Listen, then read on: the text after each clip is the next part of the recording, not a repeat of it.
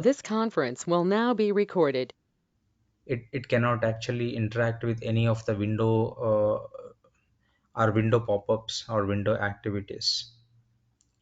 So it is strictly used for web application automation. So Selenium also supports cross-browser testing. Cross-browser testing in the sense we can use the Selenium to automate a particular flow not only on a single browser. This conference will now be recorded. Yeah, it's enabled for me actually, so I did that recording. All Now right. I Okay. see. Okay.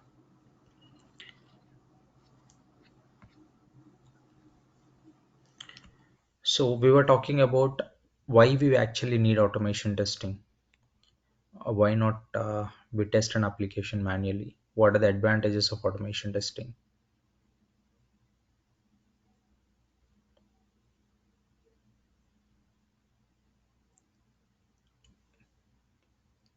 Can someone guess the advantages of automation testing over doing it manually? To reduce the human work. To reduce the human work? Mhm. And even time also. Yes. Any other advantages? We can cover large area and Repetition of testing can be done. True. Yes.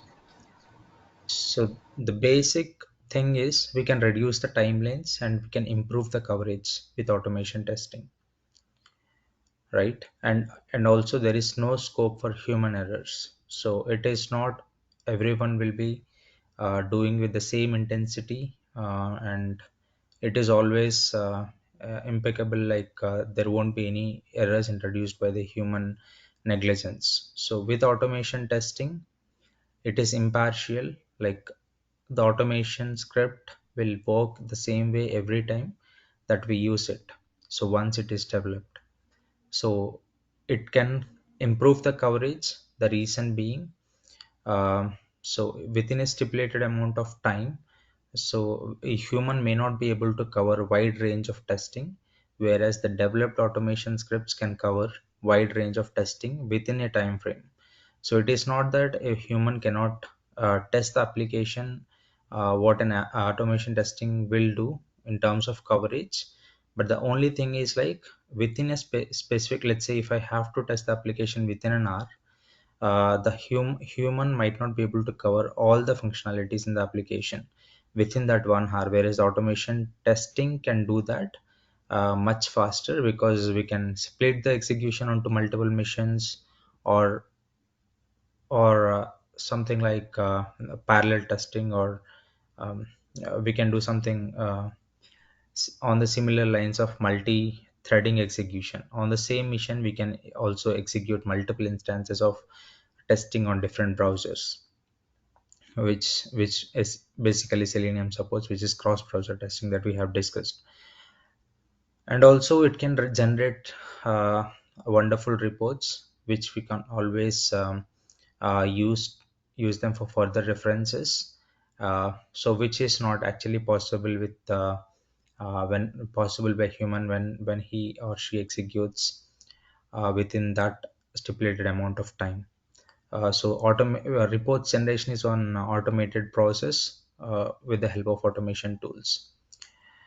So these are some of the advantages of automation testing, and so it all came up from the ThoughtWorks. So they want to do something to get rid of the manual testing process. So Jason developed an unit testing kind of framework. Uh, Initially, it was called as JUnit Runner framework, and then when it is not when the usage of it is noticed, and the advantages of that particular framework is noticed, then they made it as an open source and they called it as Selenium Core. And eventually it turned out as Selenium RC, and we also call it as Selenium 1, and it is been developed by Paul Hammond. And uh, it basically the only difference between Selenium Core and Selenium RC is, uh, it covered the execution of multiple host problem. So multiple host problem is resolved and developed into a single framework, and they called it as an RC. And then came the Selenium grid. So Selenium grid is something, like it is used. It's a component of Selenium, which is used to execute the test cases on multiple instances or multiple machines. So here comes the master and slave kind of execution. So we can, let's say I have a test case to be executed, and I want to execute on different browsers. So the master system will have the source code, and he can instantiate this execution on 5 different instances of the slave missions. So this source code will be deployed onto the slave mission, and the execution will be performed on that slave mission.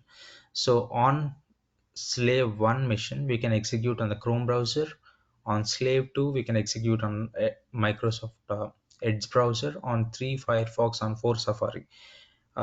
This is how we can execute parallel testing using a grid. So Selenium grid is all about uh, I mean to say master and slave concept to achieve parallel testing.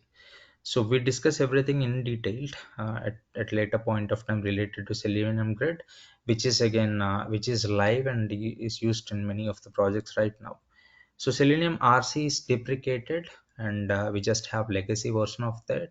So it is just to understand the evolution. We doesn't actually go ahead and use Selenium RC anymore. It is already deprecated. So Selenium IDE is something which allows the users to record their tests. I mean to say, so whenever we want to develop an automation testing scripts, we have to go ahead and do a lot of stuff, and we have to do a lot of coding. We have to find out the identifiers, and then we have to incorporate them as an object repository and use those object identifiers and develop the scripts, right? So the whole, to keep it simple, whenever we want to automate anything, we have to develop some sort of script, right? So which has to be developed by the skilled worker, whereas Selenium IDE can automatically record the user wanted flow uh, uh, for the users. So this is basically a kind of record and playback tool for the Selenium. Again, this can be used wisely, but again, when it comes to the real environment, using Selenium IDE is like is very minimal. So uh, there are multiple reasons for that, and we will go ahead and address all of them when we actually look at the Selenium IDE session. Okay, so we will go ahead you and see how we are going to install Selenium IDE, use it, record it, export the scripts of from the Selenium IDE uh, into different programming languages, as it's Selenium supports different programming languages like Java, Ruby, C Sharp. We will also be able to export these scripts into different languages. All right. So that's about Selenium IDE, and then comes the WebDriver. So WebDriver is something that covered the drawbacks of Selenium RC. So it is an improved version of Selenium. I mean the latest improved version of Selenium. So Selenium RC basically uh, is something which needs a server to be um, launched manually whenever we want to run our scripts. Um, so that's what we need with Selenium RC. But when comes to WebDriver, we doesn't need anything to be done manually. The server is something that got incorporated within this version. Okay, we will see all these steps at later point of time. Again, I have different slides to explain how the Selenium RC works, how the Selenium WebDriver works, and all these things. So just right now you just have to see the evolution. So it started with Selenium core, and then it evolved as Selenium RC. We have Selenium grid for parallel testing, which came after Selenium RC. Selenium IDE is for record and playback, and then WebDriver. And Selenium RC and WebDriver are merged together, and then Selenium RC is deprecated. Selenium RC and WebDriver merged as Selenium 2. So Selenium 2 is the merged version of Selenium RC and the WebDriver. From Selenium 2, they incorporated something called as APM, which is a mobile extension that supports mobile automation, and it evolved as Selenium 3. And now we also do have Selenium version 4, which got released in 2021. Okay, so this is all about Selenium evolution for the past almost 2 decades, right? So then comes Selenium suite. Selenium is not a single tool, it's set of tools, and each tool in this suite has a different purpose to do. So as we discussed already, Selenium IDE is used to record and play back the automation scripts. It automatically records the user actions on the browser, and it gives us a script back to us so that we can modify it, execute it, pass the inputs to it. That's something like that. So Selenium RC, Selenium remote control, is something which is again used to automate the scripts and to execute the scripts on different browsers. But it needs a server to be started, and we have to redirect our requests through this server to the browsers. So this server acts as a communication medium between the browser and the uh, client libraries. We are going to see it again. And Selenium WebDriver, which is widely used across the industry for web automation. Selenium RC is like the old version of Selenium. We are no more going to use this. Selenium WebDriver is the latest Selenium that we are going to use widely. I mean, that is being used widely across the industry. And I also told about Selenium grid in the in the last session, which is like which allows the users to implement parallel testing uh, using Selenium grid, which is like master save concept. So these four are called as Selenium suite: Selenium IDE, Selenium RC, WebDriver, and grid. Okay, and then comes RC architecture. So we were talking about Selenium RC from the past 10 minutes. So basically the architecture of Selenium RC basic looks like this. So we have our automation scripts. Let's say whether it is developed in Java, Ruby, Python, Perl, or PHP, whatever it is. So the whole purpose of this automation script is to perform some action, some sequence of actions on the browsers. So Selenium RC basically needs a server, an intermediate server, which establishes the communication between our code and the browser. Okay, so without this server, we will not be able to actually achieve this automation. So this code will send request to the server sends the request to the browser, and that particular action will be performed on the browser, and the browser returns back a response, and that response will be given back to the uh, code. I mean, whatever code that we are driving, it gets the response, and it basically asserts that response, right?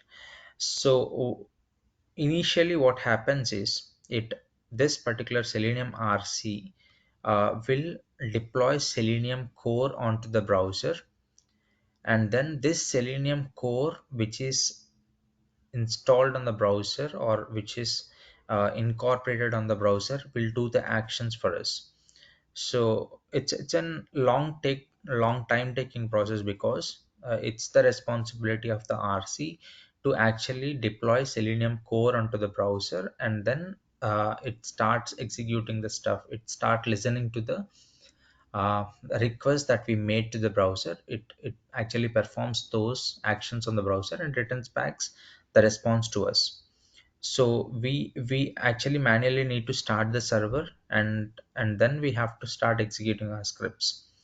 So it's a three-layer communication, which is time consuming, which takes time to execute the particular stuff. And also this is all happens using JavaScript.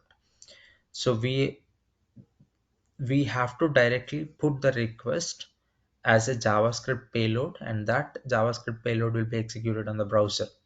So it is not completely object oriented programming stuff. So it's all happening using JavaScript payloads. Okay. So this is how basically Selenium RC architecture works on different browsers. So we need an intermediate server, and we also need to incorporate Selenium core onto the browser, so that this Selenium core will do the action for us. So this is a three-layer communication, and it basically takes some time for us. So this is how Selenium RC architecture works. Any questions on this?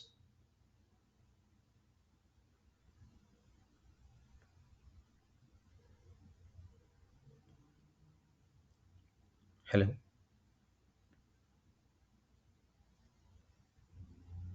No, sir. Okay. So now let's move on and see how this is improved in the WebDriver. Okay. So in the WebDriver architecture, we don't have any server. You could see there is nothing intermediate, a server that is launched between client libraries and the browser. So when I say client libraries, uh, we can also call these as long ways bindings. So what basically happens is, this client library is like a set of a set of commands that is given as a jar file by the Selenium automation tool. So we develop our code in Java, we can develop our code in Python, we can develop in different programming languages. So the relevant language binding or client library has to be incorporated into our project, so that whatever language that you have developed, on which you developed your automation script, this particular client library can convert them into the commands, that those commands will be executed on the browser. So this is how it Selenium was able to support different languages. So it doesn't actually depends on the language that you have developed. This Selenium client library will finally convert them into a single kind of single format of the output. So if it is Java, we are introducing Java client library into your project, so that it understands the Java and gives the output in a particular format. Okay. Similarly, when you write a Python, the Python client library will convert into that same kind of output. So the output is same, the input is different, and this client library is making sure, like, whatever input or whatever programming language that you use, I'll finally convert that into the same format of the output for all the languages. So once we have uh, this output, which is like JSON wire protocol is there here. This JSON wire protocol, uh, JSON is nothing but a communication uh, syntax, you could say. uh, JSON is abbreviated as JavaScript Object Notation. So it is widely used for the communication between multiple systems in REST. Okay, it's like a communication syntax kind of stuff. So the output which is coming as in JSON from this Selenium client library, uh, will be this JSON wire protocol will basically gives this request, will convert this request as the JSON, and this JSON request will be converted by this JSON wire protocol over HTTP, and that will be given back to the browser. So the browser, I mean to say, we also need to have a driver. So we need two things. One is client library, and the other one is driver. So the end is the browser. So we have our automation code developed over here, and this automation code has to perform some action on the browser, and that action performed on the browser will gives back a response, and that response has to be asserted on the code. So this is all what we have to do. Let's say if I have to click on a button on the browser, our Selenium code has to send a request saying like this is the button I want to click on it.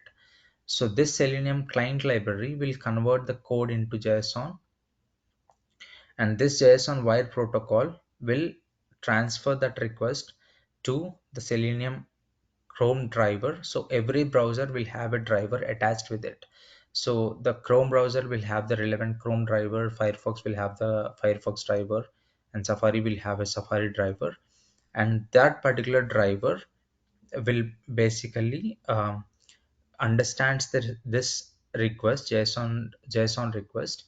Um, I mean, so that JSON request will be converted into HTTP request by the JSON wire protocol, and that HTTP request will be sent by this driver to the browser, so that the action will be performed on the browser, and it returns back uh, HTTP response. So that response will be converted back into JSON by this JSON wire protocol, and then it it will be given back to the client libraries.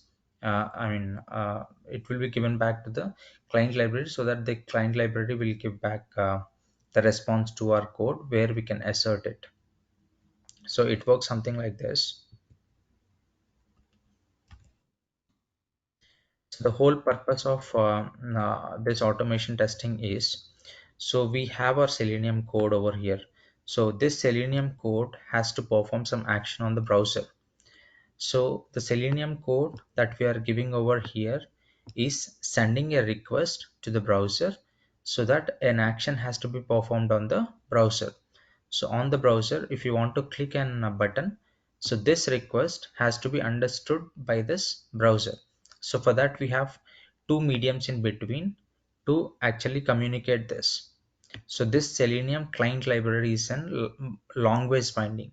So what all this will do is, whatever code that we have written, I mean in whatever language that we have written to write our automation scripts, so that will be converted into single output format by the language, I mean this Selenium client libraries.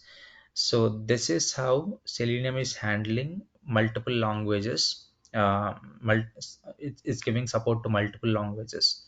So finally it is converting everything into JSON wire, JSON protocols, JSON, so that this JSON wire protocol will be uh, using this output and converting this to HTTP, um, to HTTP requests.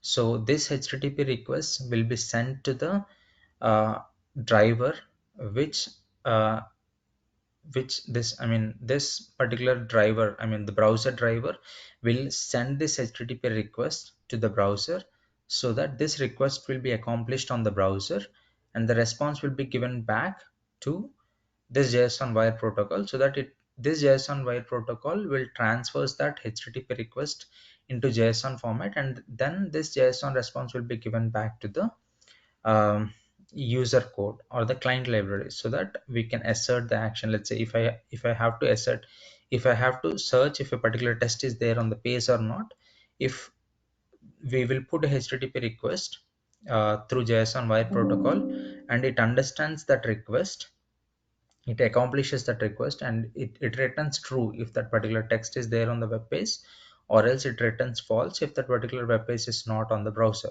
So based on the response, we can say, we can assert that, like, if the response is true, we can say that particular text is there on the web browser, or not, it is not there.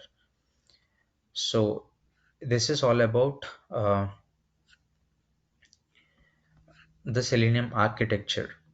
So it has Selenium client libraries, which takes off, which actually uh, which is actually the main reason of in the Selenium architecture. So because of this language bindings, Selenium was able to support a number of languages, because until unless we have a similar output, uh, same kind of output, it doesn't actually matter what kind of language we are using. So the input can be different, for it can be different programming languages, but it can be any programming language, but the output will always be a JSON. Okay, and that is taken care by the Selenium client library, and this JSON was converted into a HTTP request by JSON wire protocol, and this HTTP request will be fed to the driver. So this driver is responsible for executing these HTTP requests over the browser. Okay, so the HTTP request given by the JSON wire protocol is executed on the browser by the driver, and it is mandatory to add a driver for every browser. If you want to execute on Firefox browser, we cannot go ahead and use the Chrome driver. Instead, we have to use the Firefox driver itself, and it is also mandatory to choose the right version of the driver as well, which is compatible with the Chrome browser. So if you are using latest version of the Chrome browser, we cannot go ahead and get uh, the executable file for the old Chrome browser. So it is always needs to be incompatible with the real browser. We will all see this in action when we really do the practical stuff. But the interesting thing is, like, we just need to understand, like, we need to add the relevant driver for the relevant browser, and also we need to consider the versioning of the browser into account when we are actually adding the drivers into our framework, because this driver is responsible to execute our HTTP request from the JSON wire protocol on the browser, and also it is responsible to give the response back to JSON wire protocol, so that the request will be fed back to the uh, code that we have, or to the server which has basically sent the request. So it executes a HTTP request which was given by JSON wire protocol on the browser, gets the response as of this action, and gives this response over HTTP to the JSON wire protocol. Now this JSON wire protocol will convert this HTTP response into JSON, and that JSON will be given back to the browser. So this is how the WebDriver architecture works. Is it clear?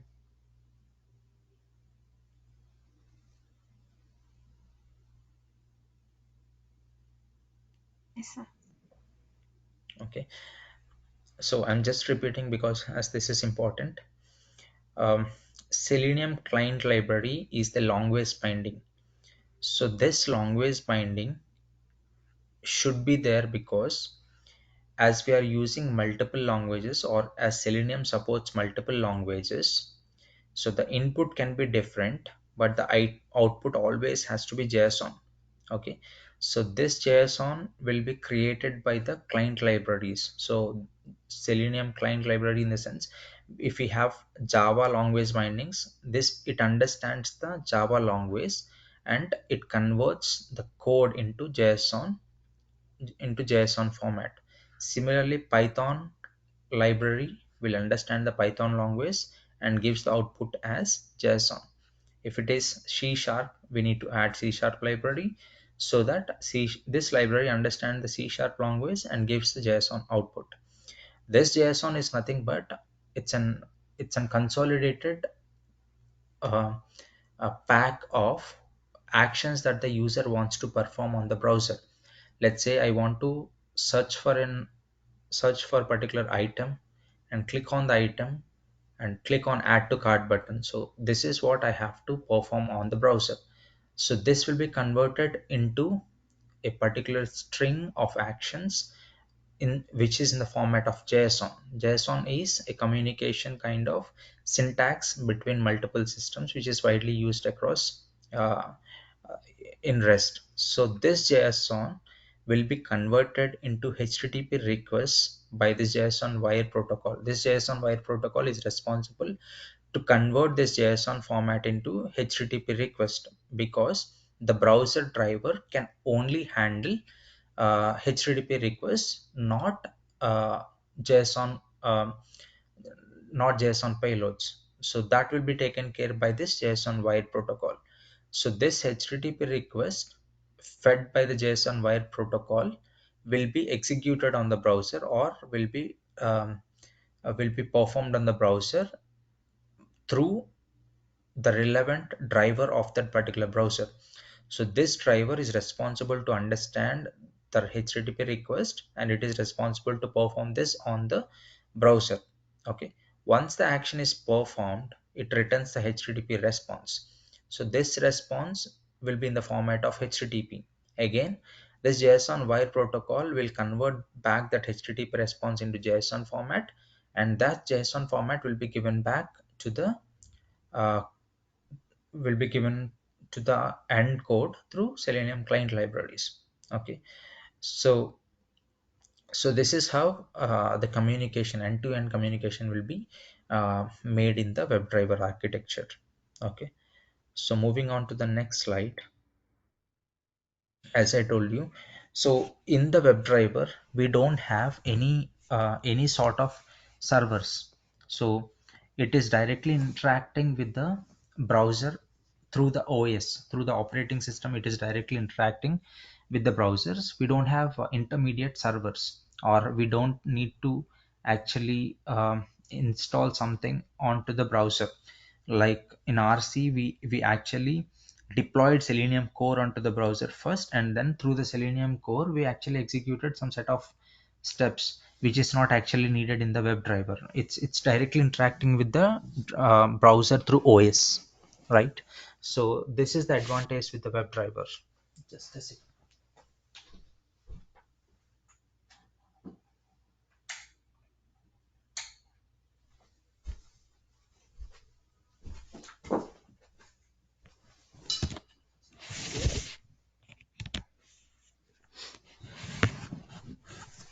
So this is the advantage of WebDriver when compared to Selenium RC.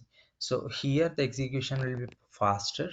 We don't have any intermediate communications and communication servers, and we also doesn't need to actually incorporate or install anything onto the browser. It's a direct communication, so that this is much faster when compared with the uh, Selenium RC. Okay, this is all about Selenium WebDriver. And then moving on to softwares that are required to actually perform this automation. So we need a development environment. We can use Eclipse or IntelliJ or something. And if you want to develop your code on using a particular language, you basically can go ahead and use Java, Python, C Sharp, or UB, whatever it is, based on your comfort and the requirement. uh, so what language has to be chosen when you actually develop your automation script? You need to consider few factors. One such factor is knowing the application that you are automating. Let's suppose if I'm automating the application which is developed on Python, so it is always advisable to develop your automation scripts too on Python, because uh, so whenever we develop something, it is always imperative to develop unit tests as well. So whenever the developer develops the actual functionality of the application, he also develops unit tests to check the functionality of the individual functions. So um, sometimes when you develop your automation scripts using the same language of the development environment, the developer could will also be able to understand the code that you are developing, and also he can reuse your scripts uh, into their unit tests as well. So that is one advantage, so that it would be more transparent across different teams. So let's suppose if your development team is using Python and if you're writing your scripts on Java, it doesn't really make sense. The reason being, maybe the developer may not be able to understand your scripts until unless you publish some reports to them. And whenever we don't have tightly coupled teams within the development environment, um, he may not be able to know the Java, and he cannot understand the actual coverage that you are giving through your automation scripts. Okay, so that is one such disadvantage when you are choosing the language that the development team is choosing. Then everything will be tightly coupled, and everyone would be able to understand what is the coverage that you're giving, and they can use some part of your automation scripts in their unit testing as well. Okay, which actually reduce some time for them too. And also, if you want to make the build successful, only if some of the tests that you have developed um, are successful, are actually successful, then you can also you cannot do that with different language apart from the language that is being used in the development environment. Okay, that is one advantage of using the same language what the development team is using. And it also depends on the skill set of the team that you have in the team that you have.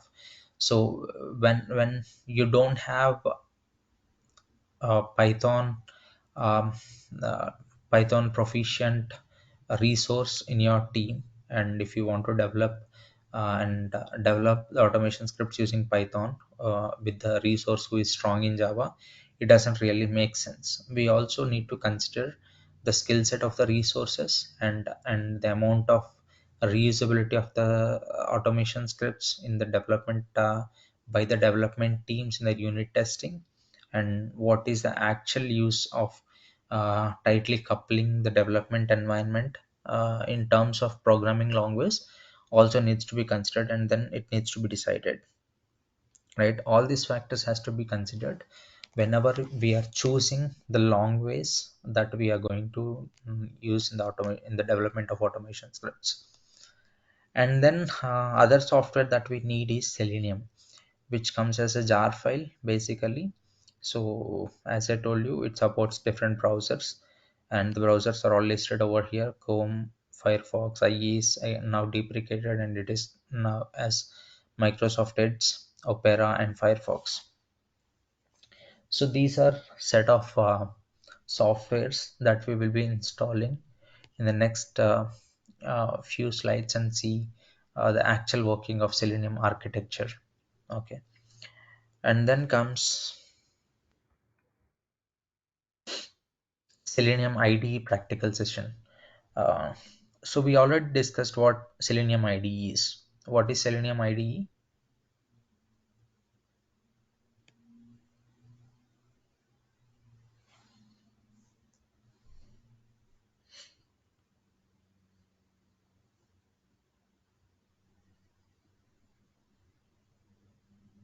Hello.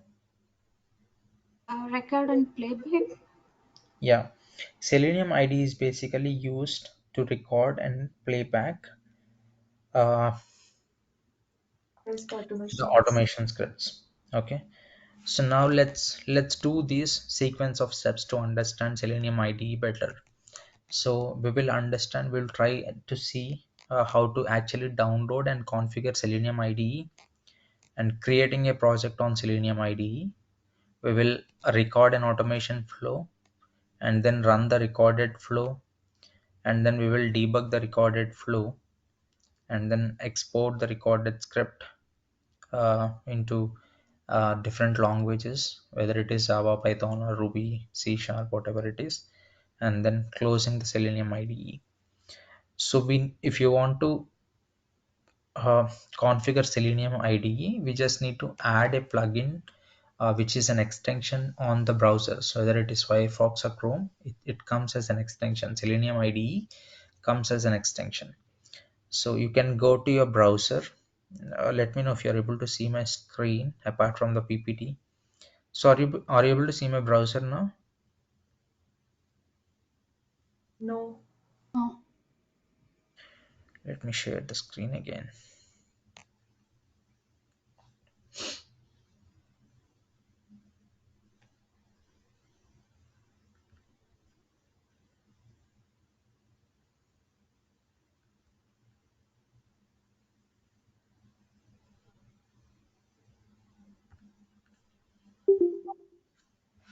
Are you able to see my screen now? Yes. Okay. Now here you can simply go to your search engine and type Selenium IDE extension.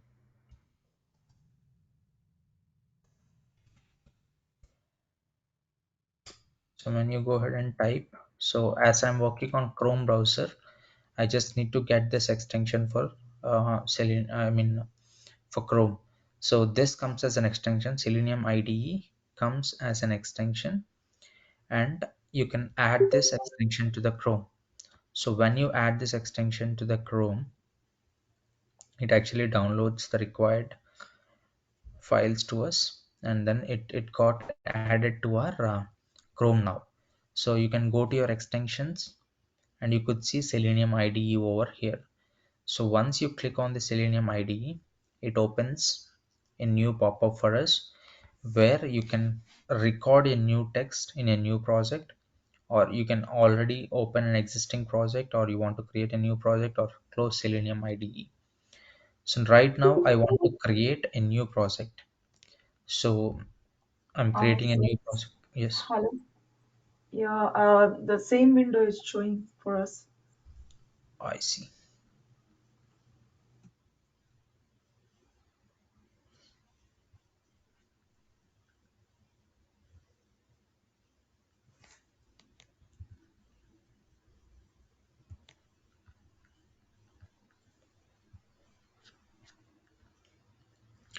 Okay, now you should be able to see, I guess, right? Hello. yes, we can see now. Yes, sir. Okay. So if you go ahead and open the Selenium IDE, you will be able to see a new window, something like this. So here we have different options to record a new text in a new project, open an existing project, creating a new project, and close Selenium IDE. So right now I want to go ahead and start a new project. I'm creating a new project with name like, let's suppose Amazon product. So this is my project name. Once you give your project name, just click on OK. Once you click on OK, so here you have different options. So on the rightmost side, you could see something called as start recording. So whenever you want to start recording your automation flow, or the flow that you want to automate, you just need to click on this button, and then you need to proceed on. So this particular button over here is to pause the recording. So if you want to pause the recording and uh, get some input from some other sources, you can do that stuff by just pausing the recording stuff. And here are different options. We will just go ahead and explore all these options once we completed recording our particular test. So the moment I click on recording, it is asking me to give the project's base URL. So before you can start recording, you must specify a valid base URL for your project. Your tests will start by navigating to this URL. So it is like self-explanatory. So whenever we want to record a session, it asks us for the browser URL. What is the URL that we want to automate? as we are interested uh, to buy a product from the Amazon store, it is always the base URL of the Amazon, www.amazon.com would be the URL that we will be giving over here. So if you are buying it from a different source, like if you want to buy the products from Target, so we have to give the Target URL. So something like that. So if it can be Flipkart or whatever URL that you want to automate, you have to give the relevant URL over there. Right now our whole interest is to automate the Amazon website, right? So go ahead, get the Amazon web URL, and you need to copy this, go to IDE and give that particular URL over here.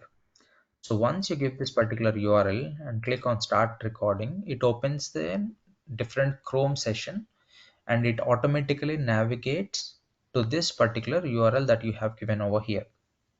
Okay, so once I click on start recording, it goes on to the browser, opens that particular website for us, so that here you can go ahead and start recording the stuff that you want to actually record.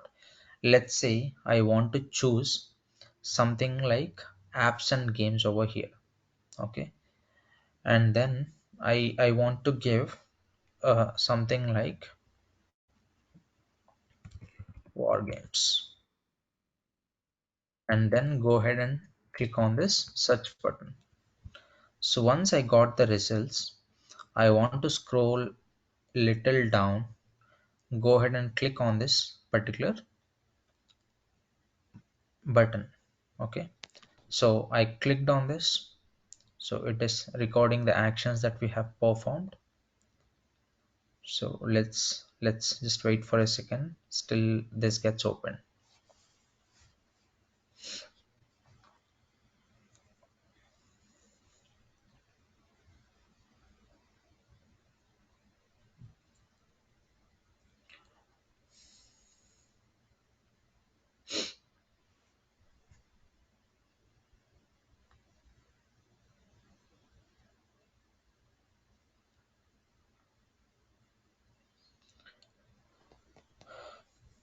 So some actions will basically run into taking so much of time when recording with Selenium IDE, but that's it's fine. That's fine. So now let's go ahead and stop recording this particular flow. Okay.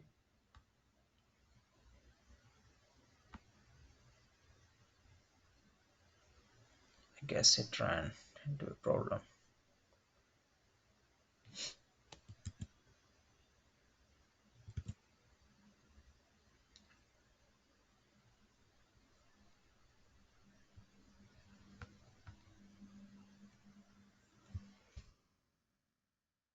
So you also do have a shortcut over here for stop recording, which is Control U.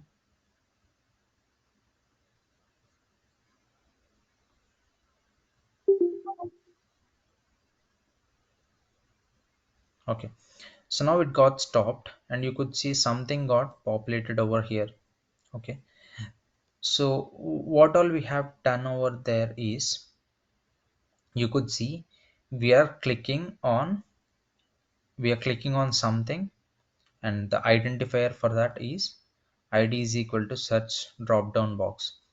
And then what we have done, we selected something out of the drop down, and once we clicked on that expand button of the drop down, and then we again clicked on something, and then we hover onto the submit button, and we came on to the search text box and clicked on the search submit button, and then link text is equal to fashion. I mean, when we just moved our mouse here and there, right? So it captured some such kind of stuffs as well. So let's go ahead and run this. So we recorded something and we want to re-execute the recorded flow. To do that, you can go ahead and click on this particular button, which is run current test. So once you click on this run current test, it basically has to execute the same flow that you have recorded. So what all we have done here is we just clicked on this button and then selected apps and games, typed war games here, and clicked on the search button. And then we tried scrolling down, which is not recording. The web browser ran into some issue, and then we were not able to actually record that. But this is how basically the record and playback works. So you could see the input, which is war games, it came over here. And also from the drop down we selected app and games. So if you want to search for something different, you can come over here. Instead of war games, I could say something like cricket. Okay. And now if you go ahead and run this particular test, what happens is it go ahead and do the same action. It expands this drop down, it selects apps and games, and instead of war games, it now writes cricket and click on the search button. Okay, so the automation flow is same, but the parameters that we pass to the test are different. Okay, so instead of war games, we actually typed cricket and then proceeded further with the same input. So here also you could change. Instead of apps and games, you can give some other drop down value from this Amazon website. Like instead of apps and games, you can give Alexa skills or all departments or baby, whatever it is. So it selects the relevant option from this drop down. So I can go ahead and instead of apps and games, if I want to give uh, what's that option over here, it's simple. I'll give it as baby, baby. And now if I run this particular test again, what happens is, so instead of uh, apps and games, it selected baby now, and then it entered cricket, and then it clicked on the search button. Okay, and these are the search results. So basically this is how we can modify the inputs and run our automation scripts. Okay, all right.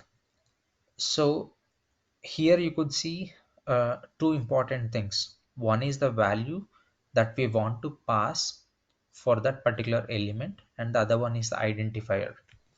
So identifier is something which is used to identify the elements on the web page. So on a particular web page, let's consider the same website.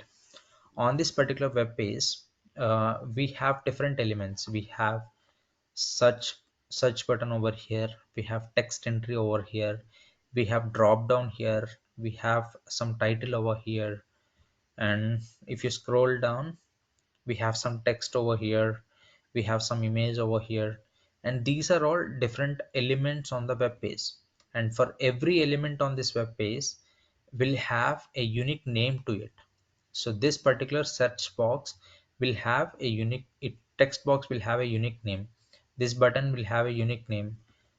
This title will have an unique name. So whenever this application is developed, a particular ID or identifier will be given to every element on this particular web page. So we use that identifier to identify that particular name. So it's something like people and their names. So if you want to call someone, we use their name and we address them, the message that we want to convey. Similarly, in automation testing as well, to communicate with a particular element on the web page, we need to know its name or we need to know its identity, so that we can go ahead and address the request to that particular identity. Let's suppose I want to get someone water for me. I need to address with his name. Hey someone, could you please get me water for me? Similarly, if I want to enter some text in this particular text box, I need to address this text box. So to address this particular text box, I need to use the identifier that is being provided for this text box. So these values are the identifiers. So you could see such drop down box is an identifier for the drop down. So for this particular drop down, so for this particular drop down, that is the identifier. Similarly, for the text box, two tab search text box is the identifier. So we use the identifier to address a particular element on the web page. So then we perform an action on it. So action in the sense, what is the action? We can click on an element, or we can type in an element. If it is a text box, we need to type some text. If it is a button, we need to click on the button. If it is a drop down, we have to select a value from the drop down. So we have to perform an action on that particular element once it is identified. Okay, and then we have to give some value to it. So if it is a text box, what we have to type in the text box? It needs to be some text value, right? So that text value has to be provided to that particular element. So this is all about automation. So we need to address an element, and we have to perform an action on that element, and if needed, we need to provide some inputs to that element. This is all about automation. So the first step is the identifying the identifiers for a particular element. If it is a text box, we need to know how to identify that particular text box. Once that is identified, the second step is what we want to perform on that identifier. So what we want to ask that particular identifier, whether we want to type something into that element, or if you want to click on that element, or if you want to select some value from that element, what action do you need to perform is something that is to be decided. And the third thing is what value that we need to pass to perform that action. So that particular action needs any value to be given. I mean, if do we need to pass any text value, if it is a text box? So those values has to be passed is the third step. So this is how we basically will construct the automation scripts sequentially in step by step manner. So this is all what you could see in the development, in our own development as well. We identify the elements using selectors. We will address them shortly, and then we perform actions on those elements, and we, if needed, we will pass values to that elements. So here we have around 12 steps, which has done opening Amazon for us, selecting a drop down value, and select text, and typing some value into text box, and clicking on the search button so that we saw the relevant results on the web page. So for performing these sequence of actions, we actually developed 12 subsequent steps that have performed this particular action. Similarly, if you want to automate long flows, we have to write long scripts. That's as easy as that. Okay, now let's suppose I have seen the execution very faster. It opened something, selected drop down, and it went little faster. Here we have some control. So how fast you want to execute a script? You want to execute the scripts too slow, or if you want to execute the scripts too fast, how you want to execute our scripts? And what is the actual need of this timing is, let's suppose if you run the scripts at a very fast mode, what happens is, so sometimes there could be a loading problem on the page.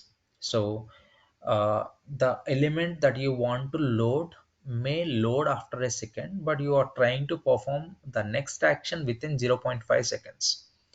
Then what happens is, the Selenium will not be able to identify the next identifier or the next object that you want to perform. Let's suppose if I have to, once I clicked on a button, I'm seeing the Amazon results, right? So it takes a second to display these results. But if you're trying to perform a particular action within 0.5 seconds, or in other words, if you're trying to perform an action on the results without even them getting displayed, is will throw you an error because it doesn't find the results. The results are getting loaded in 1 second, but you're trying to do the action on the results within 0.5 seconds, which will give you an error, which is not the actual error, because we have to give the minimal time to load the results, right? So that's where this comes into picture. So you can choose how fast you want to execute your automation scripts. Okay, so let's suppose if I want to execute it too slow, and let's see how the execution goes. I have selected the test execution speed as very slow. Okay, and now I'm trying to run the script and see how much time it basically takes to run this particular test. So if I run the test now, it opened the Chrome browser, and now, so the whole thing over here is you could see some latency in the scripts, in the steps that we are performing. So when compared to the old way, the old execution that we have seen earlier, this should pretty much, they should look something slower than the older execution that we have performed. So so it is doing every action, but it is doing with very low speed. So, and the reason for executing the script at optimal speed is very necessary to establish the synchronization between different pages. So if you're running your scripts very pretty much faster without considering the synchronization between different pages, your scripts will run into issues. So it is always very important to choose the speed with which you want to execute your script, and this will be achieved using implicit wait in the real automation script, and we will come to them shortly at later point of time. But just understand what is this test execution speed for now. So I have executed with very slow now, and you have seen the execution. Now I again reframed this to faster execution, and let's see how does this goes. So you could see the actions little faster when compared to the older execution.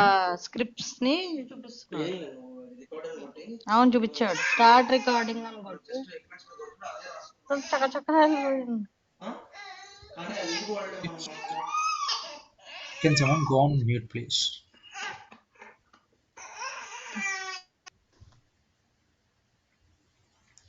So this is how you can choose the execution speed as well.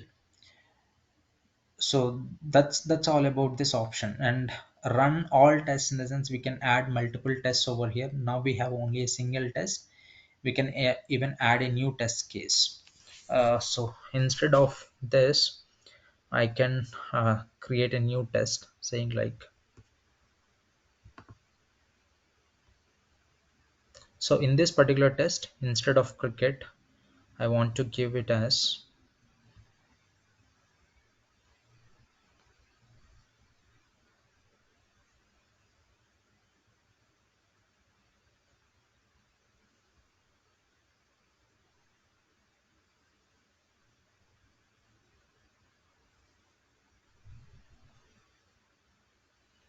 so in the test one I have cricket, in the test two I want to give it as,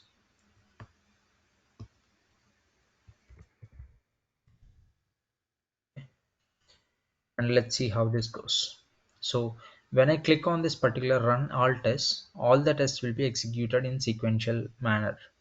Okay, so you could see the execution flow something like this. So it selected baby, and now it is entering cricket, and it is clicking on search button, and the next text would be again, instead of entering cricket over here, it should enter volleyball, and it needs to proceed with the execution. So instead of cricket, it should enter football, and then it completed the test. It clicked on the search results. Okay, so this is how we can add multiple tests and run all the tests at once using this particular button. Okay, so this is to stop the execution, and this is to pause the test execution. So if you click on the pause button, it actually pauses the execution at that particular point. And if you want to stop the execution, you have seen the other button, right? So if you want to stop the execution, you can go ahead over here, and then actually you just need to click on this stop execution. So whenever there is a failure, you would see something like this, a red color button which you have seen earlier. You could see something like that. So it actually marks the particular step that has got failed.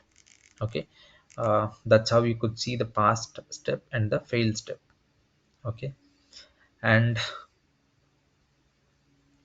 let's save this project and see all this stuff a little later. While before that, let's understand how to debug our scripts on this particular folder, how to actually debug the things.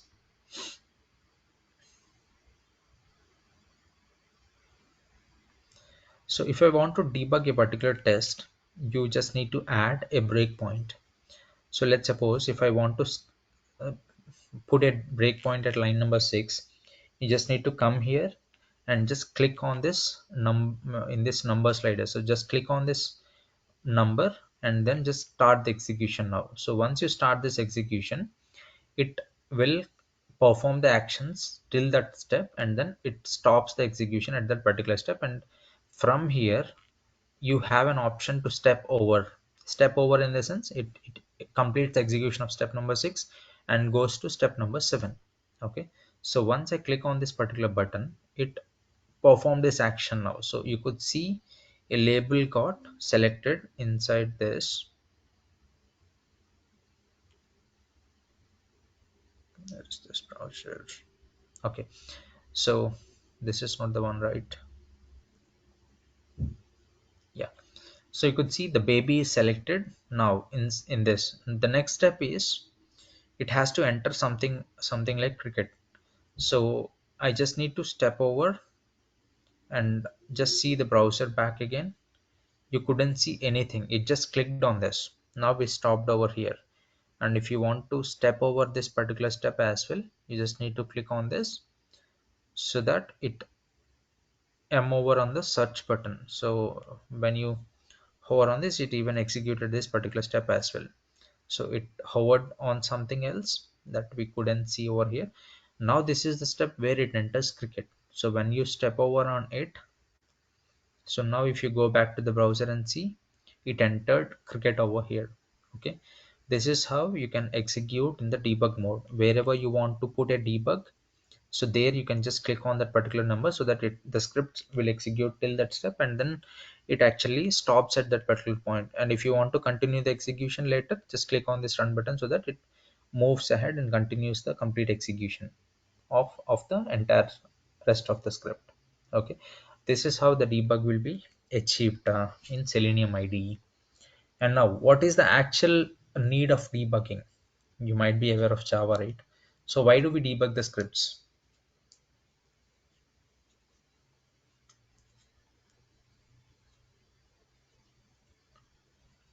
If Hello. any error is there, Yes. So if you want to detect an error, like if you want to find out what is the reason for that error, you just have to execute a script in the debug mode. Let's suppose my script is failing at line number 6. Okay, I have a very long automation flow. Okay, so if I want to recreate those conditions and actually see what is causing the failure, we have to execute the flow till that particular step. Let's suppose if I have the failure of the test execution after an execution time of 30 minutes.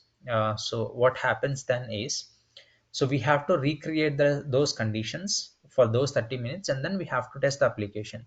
For that, we have to keep a breakpoint at the execution time of 31 minutes, so that all the execution will be performed on the browser till 30 minutes, and then it gives us the application. And now we have a chance to test that application under the conditions what it got failed, whether it can be a change in the identifier of that object, or it could be some other reasons, whether the element is not actually responding to the action that we want to do. It could be multiple reasons, and we will also see and we will also encounter a few errors or few challenges when we automate different practical solutions using Selenium, or practical using Selenium. But that's the whole purpose of debugging, to recreate the conditions and to actually test the environment in that particular conditions. For that, we actually go ahead and use the debugging. And in the debugging, we can actually see the different values in the code at that stipulated amount of at that stipulated code line or something like that. So that's all about uh, debugging the scripts in Selenium IDE.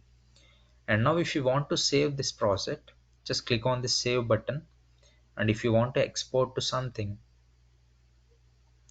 so you can save this so that you can reuse this file at later point of time. So it will be saved with an extension .site, so that all the script will be saved in this particular file, so you can reuse this project later point of time. Let's you initially you have seen like open existing project, so choose that option, choose this file, and then load it and then execute it.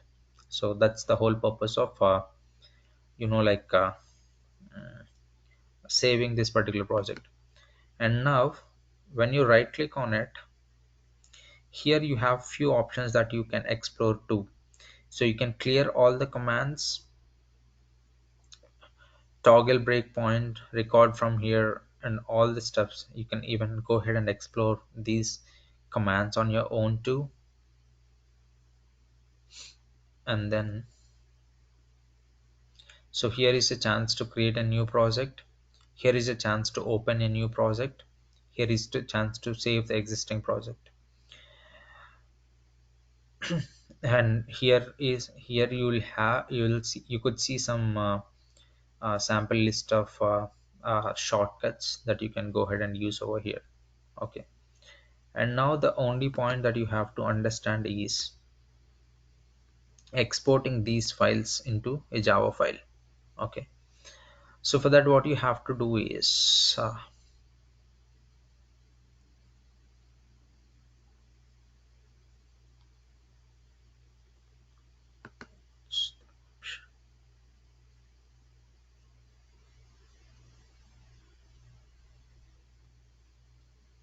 export.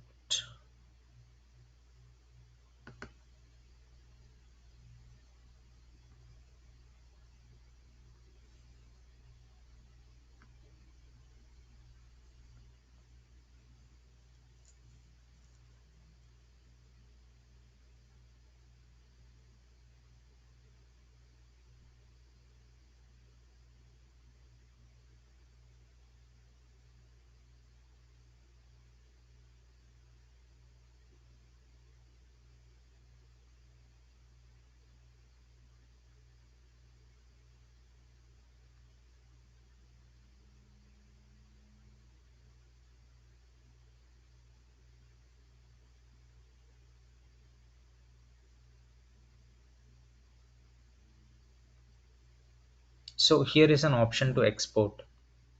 So come back to your test, click on this, and you could see something like export. Okay, so here you could see an option like whether you want to export this as C sharp or Java JUnit or JavaScript, Python, and Ruby. These are all test frameworks associated with that particular language. So if you want to export this as Java JUnit, you just need to select that option and click using button export, so that it gets as a Java file. So you could save this Java file, Selenium IDE recording,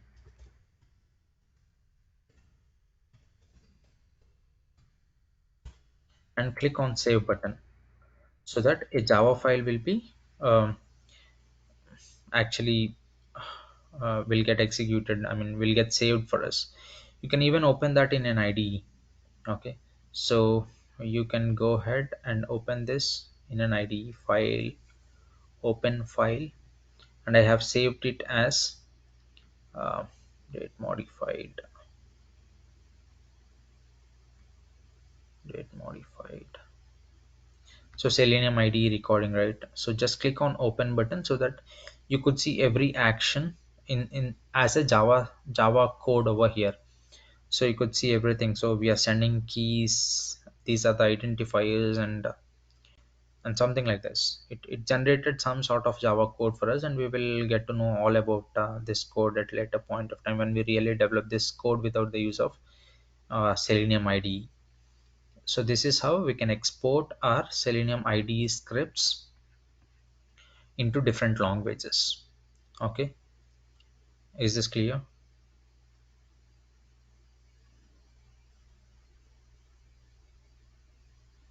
Hello. When we use this IDE, So basically IDE, as I told you, uh, IDE will be used to improvise the development speed. Okay, and also whenever we have uh, resources who doesn't have knowledge of developing the automation or on the development languages, or they don't have the capability to develop the automation scripts, then just we can go ahead and record the most frequently used flows in the application, and then we will execute those scripts over here. So basically IDE will be used for two things. One is to improve the speed of the development. So it actually automatically captures all the unique identifiers and all this stuff, and then we need to format the code that we have recorded. Okay, so that's a case one to improve the speed of the development process. And the second one is when we don't have resources with enough skills to actually create the automation script using specific language, we will go ahead and use the Selenium IDE and use the tests over here. So these are the two instances where we'll go ahead and use Selenium IDE. But in practical world, the usage of Selenium IDE is less than 5%. So no one basically use Selenium IDE to develop their automation scripts. So because you could see, we always need to identify an element with its unique identifier, and it should be human readable. So if you could go ahead and see over here, you couldn't understand anything out of it. So this is not what we need. So so we are scrolling using indexes, we are resetting this, we are opening something. So these are the unique identifiers. This is how we want to develop the automation script, and it also added a lot of redundant code. So when we want to select drop down, we doesn't actually need to click on it. Okay, so we just can you go ahead and use select tag and you can use this. So this would be redundant. Okay, so it, Selenium IDE adds a lot of redundant code, and also identifiers won't be human readable. So this is not what we want in the automation scripts. In the real world, we want everything to be very clear. So if someone developed the script, and at later point of time, if someone is working, he or she should be able to clearly understand what the purpose of the actual script is by just having a look at the script, which is tough to achieve with Selenium IDE by just exporting it to it. So even if you look at the code that we have exported, so this is all hard coded. So this baby is hard coded, this cricket is hard coded. This is not we want. We want to pass these values from the external data sources. Okay, so we again need to refactor this code and do some stuff. And also we don't need, and we don't want these XPaths to be placed directly inside the scripts. Instead, we want to place all these identifiers at a single location, and then we need to call from that location, so that user doesn't need to go ahead and dig deep into the scripts when he or she just wants to change the identifier of the text bar. So there are many challenges when we use Selenium IDE for scripting. There needs a lot of refactor work when we use that exported script in our real world projects. So usage of Selenium IDE is very less, but just for your knowledge, I just explain this stuff for you. But these are the two cases. So if you want to little speed your development process, you can go ahead and refactor the code, get the code, export it, and refactor it. Again, I don't think it saves you a lot of time, because it again needs a lot of refactoring. But the second case is true. If you don't have enough resources who is skilled to develop the automation scripts, they can just record the scripts, which would be intact all the times until unless there is a change in the application. and when it is recorded perfectly and tested, rerunning the scripts perfectly, they will work all the time. And that doesn't need record and playback, doesn't need any skill set to actually use this, actually to automate the application. So these are the two scenarios, I would say.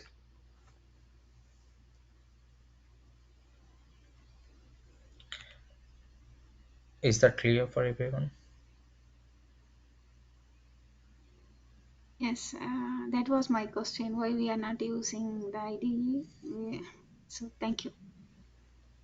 Okay. uh, so that's all about. So we configured Selenium IDE, we created a project, we recorded a flow, and we ran the recorded flow, and we also understood how to debug the recorded flows in Selenium IDE, and we also exported the recorded script, and we also can close the Selenium IDE, and it's not a big deal. Closing is very easy stuff to do. Right, so this is all about Selenium IDE, record and playback uh, tool that, or suite that comes with Selenium. And now we need to understand what are Selenium locators. So what is a locator? We have seen right now, right? So we call them as an identifiers. So every object on the web application will have an identifier associated with it. Let's take the same example, Amazon.com. So if you want to identify this particular object, which is a text box, it basically should have an identifier associated with it. Okay. So let's suppose the first thing is, when the application is being developed, it is the responsibility of the developer to incorporate the unique identifiers for each and every element on the web page. Okay. So let's suppose to get those identifiers, you have to actually uh, open the developer tools. So just right click on the web page, and you could see an option called as inspect. So click on the inspect, and here is the source code or the HTML code for your web page. Okay. Let's suppose I want to identify the attributes of a particular element. Let's say I want to see the attributes for this search box. So just click on this spy over here, go here, and just select the element that you want to have a look at its attributes. Okay. So this is what it is, input. So this particular HTML element is covering, is actually indicating this particular object, which is the search button over here. So we call this input as the tag name. So let me just copy paste this whole stuff, if I could do so. Could do it this way.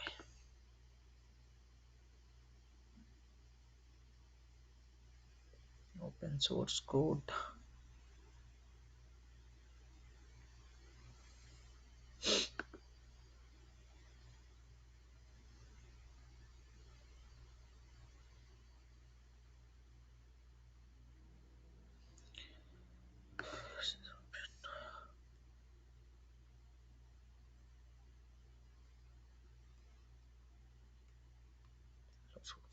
So you could see something like this, right? So this is the input tag. Okay. the this input is there, right? So it is starting with input. Let's just try to understand this. Okay. So we have something like this, which is, so we have something like this, hyphen, I mean, open tag input, and then we have type is equal to submit, and we have value is equal to go, and then they are actually closing this particular input tag. Okay. So we call this as a tag name. This input is there, right? So we have this less than symbol or the starting tag. So immediate to that, we could see a string, which we call this as tag name. and these are the key value pairs for this particular element. We have type is equal to submit, a key value pair. Value is equal to go is a key value pair. So we call these as identifiers or attributes. Okay, so we got to know what is tag name, and we got to know what are the identifiers that are given for that particular element. So if you could see different elements in this particular DOM, so this input is the tag name. Here you could see span is the tag name, div is the tag name, form is the tag name, div is the tag name. So the immediate string that comes after the opening tag is called as the tag name. That is coming after this particular symbol is called as the tag name. And any key value pair that you see before the closing tag are called as attributes.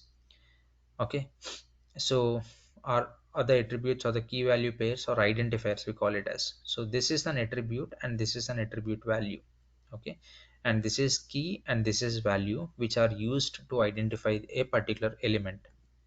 So by just looking at this, could you please tell me what is the tag name and what are the key value pairs and what is the attribute and what is attribute value? So input is a tag name. Is ID is a ID, and the this is key value pair. yes. What is it? And then type, and type equals to submit is key value again. Hmm. Value go key value again. So Right. in this, yeah. So we have multiple key value pairs that are given by the one who actually developed this application, and we also know the tag name of it. Okay, so now out of the 5 available key value pairs, what do you think is unique?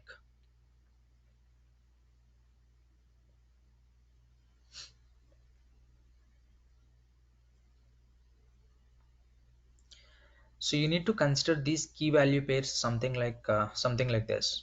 We have some population over here, and we differentiated them as men and women, right? So when we call men, uh, it doesn't actually specify a particular person, right? Or an individual. Saying male doesn't actually calls out an individual. Okay, so we actually have like out of the males, we the male can be from different continents. He can be from US, or he can be from India, China, or from different place. a and if you combine these two things, a male and an Indian cannot even again uh, find out an individual, correct? So to actually identify an particular individual, we have to combine multiple properties. So you have to say he's a male and he's from India and his name is this. So if we combine these three properties, we would be able to find out an individual. Even we can have multiple individuals with the same properties, that is fine, and we will see how to handle these kind of things at later point of time. Maybe we can even append further the parent names or the date of birth for these properties. Let's say gender is male and the continent he's from is India, and the name of the individual is this and the date of birth is this. So these are all key value pairs that can be used to identify an individual. Similarly, on the web page, to identify any object, we might need to use multiple key value attributes, or sometimes it is sufficient, or most of the times it is sufficient with a single key value pair, because the population world is very sparse, whereas the page object is very minimal. We will have very minimal objects on a single page, so it doesn't actually need multiple key value pairs to identify a single object. Most of the times you can go ahead with a single key value pair to identify a particular element, and in worst cases we may go ahead and use 2 to 3 properties to identify a single object on this particular web page. Okay, so now these are the key value pairs that are available for this particular input tag. So out of these key value pairs, what key value pair would you think would uniquely identify this element?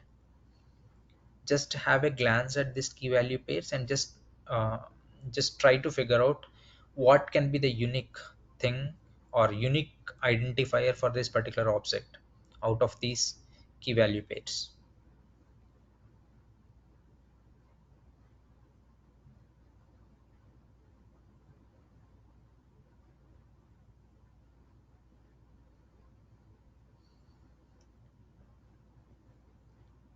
Hello. Tag name and class.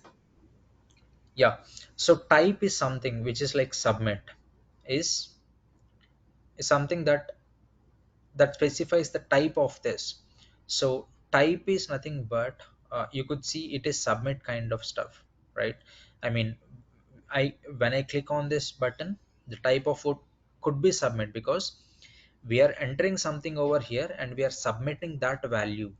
Okay, the type is equal to submit is something that comes up with most of the elements, because type is equal to submit is a kind of property for it. You could see value is equal to go is also something like unique. Type is equal to submit can also be unique, but class name cannot be unique, or id sometimes can be unique and sometimes cannot be unique. The reason being, class will be basically used to append css to the html tags. Hope you are aware of this, right? So basically ids and class names are used to append the css to that particular html element. Are you aware of it?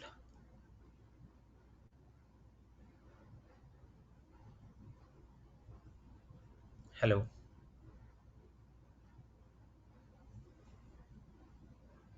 No. No. Okay, so whenever we develop a web page, so how basically web page will be designed is, let me show you an example, simple example. So this is the css cascading style sheet. So this is an input element, but if you want to add some color to it, add some divisions, I mean add some styling to it, it can be done with css. So you could see over here, so for this particular element input, so these are the css properties. Input type is equal to submit, what's the class name?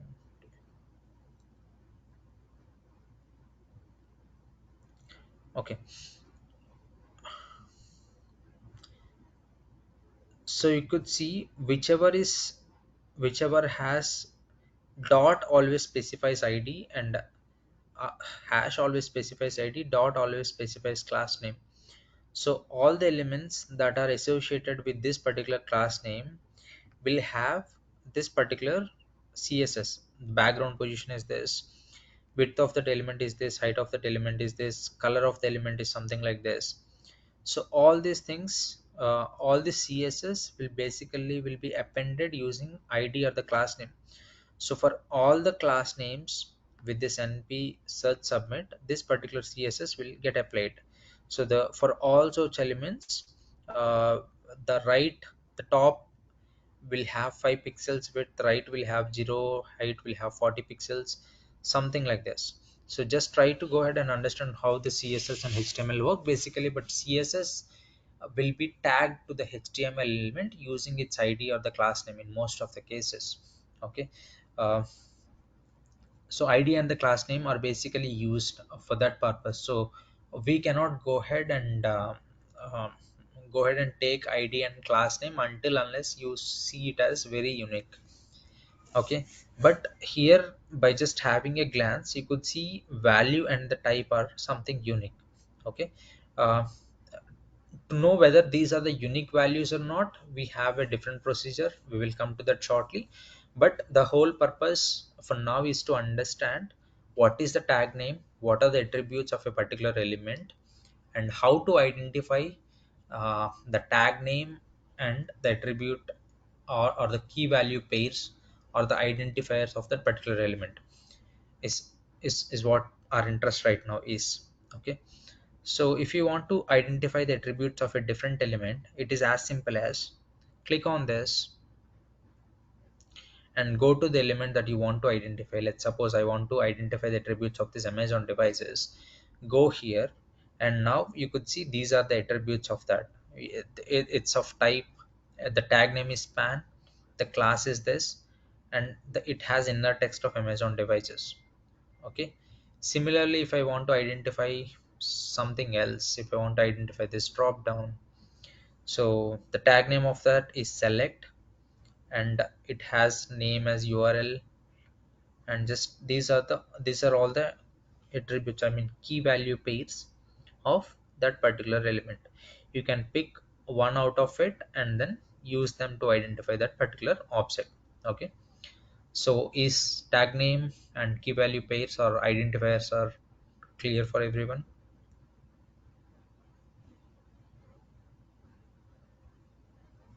Yes. So how we'll get to know the unique one from this one, this Yeah, element? I'll shortly let you know how to actually find out, how to actually know uh, whether the chosen key value pair is unique or not to identify a particular element or not. We will come to there, but let's go each step one time. So the whole point right now, the expectation right now is you need to understand what is the tag name and how to identify the key value, the key value pairs or the identifiers and the tag name of a particular element on the web page using this inspector tool. So if you are clear with that, we are good for now. I'll Yes, shortly yes, show you how to actually know whether the chosen value key value pair is unique or not. So I'll definitely show that shortly. Hope yes, this is got it. clear for everyone. And now let's move forward and see what are the different identifiers that Selenium accepts to identify a particular element. So the locators are nothing but the key value pairs that we can use to identify a particular element. Okay. So the locators that we can that Selenium basically go ahead and uses are ID, name, class name, tag name, link text, partial link text, CSS, and XPath. So all these identifiers can be uh, used to identify a particular element. But for today, let's start with XPath. Okay. And then we will go ahead to CSS, and then we will understand rest of all the other parameters or the other locators that we do have. But you might be asked a question like, what are the Selenium locators? uh, what are all the Selenium locators? So you should memorize these things. You should mention them as the Selenium locators that we can use to identify the element are ID, name, class name, tag name, link text, partial link text, CSS, and XPath. Okay. So now let's try to understand how to construct an XPath. So when I say XPath, the syntax for the XPath looks something like this. Okay. Okay. The syntax for XPath looks something like this. So this is the base syntax of the XPath. Okay. So you know what is tag name, right? Yes, Do you know what is attribute? yes, Do you know what is value? yes, Okay. Now let's just get into doing some stuff with this XPaths. So my next slide after this is working session on Selenium locators. Now let's understand how to actually construct the locators for different elements on the web page. We will just try some practical stuff over here, and then we will move forward with the next things. So now let's randomly pick some elements and try to construct the XPath for them using this particular syntax, which is double forward slash tag name attribute is equal to value. Okay. Now let's start with this button. So we have this search box, right? So to get the key value pairs or tag name for this, just click on this select, go to this particular object, select this. So it needs to be changed to blue color. It means like the inspector is enabled. If it is in some sort of black color, it means like the selector is not in uh, like selector is not in inspection mode. In that case, we actually cannot identify the properties. Instead, it performs actions on the browser. Okay, so now this is in disabled state. So when I do something on the web browser, it actually performs actions on the browser. But once this inspector is enabled, when we go onto the element, instead of performing the action, it shows us the key value pairs, the actual tag or the actual HTML code for that object will be shown. Now this is the HTML code for this particular object. In this, what is the tag name? What is the tag name here for this In, particular object? input. Input. Okay, so let's construct the XPath. So double forward slash the syntax. It's like it. This is the syntax for the XPath. Just remember this, and I'll surely elaborate more on this XPath shortly. But let's understand the basic stuff. So the tag name is input. I'm writing it as an input. Okay, and we need to open a square bracket over here, and at the rate is the common syntax. Now what is the attribute? ID. So Class. okay, so let's go with ID now. So someone said ID, so I have given ID, and what is the value for that ID? Is equal to is common, and for the ID attribute, what is the value?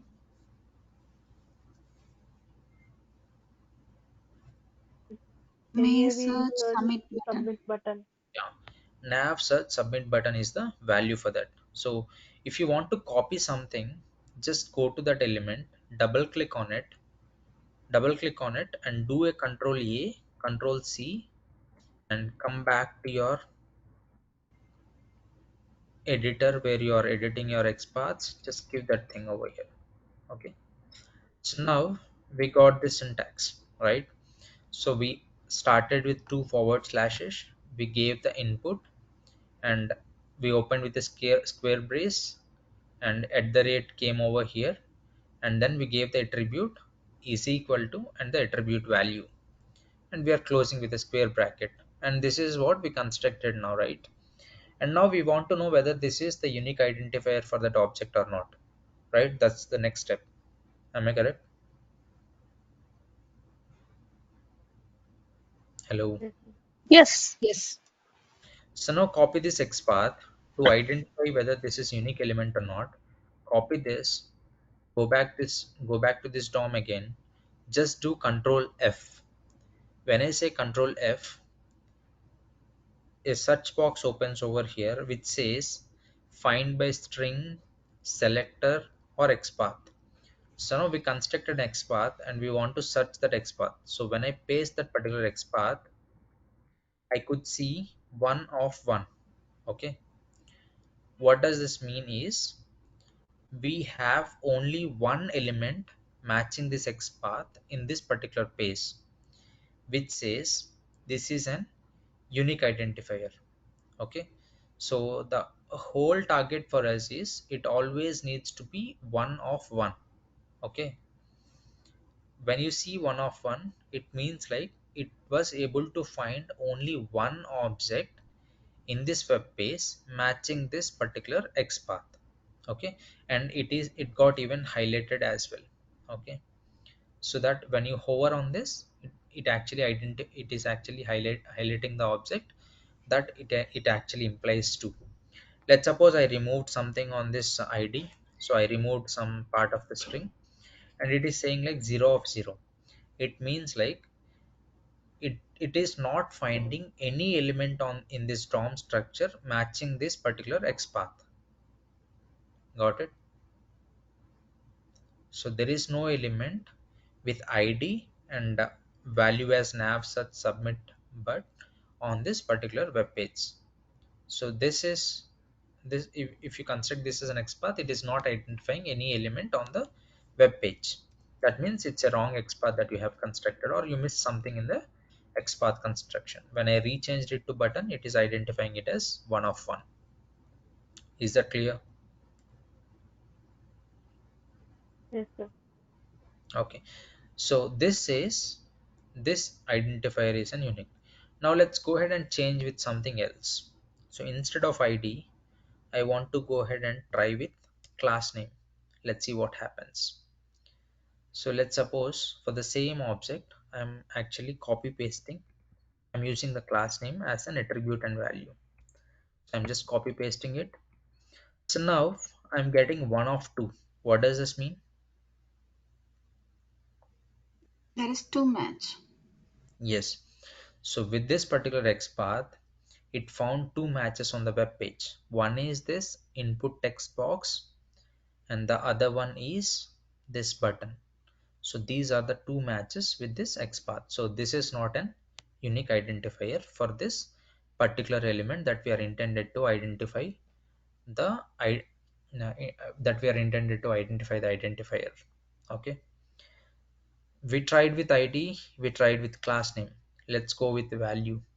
Okay, so just remove this class and then just give a try with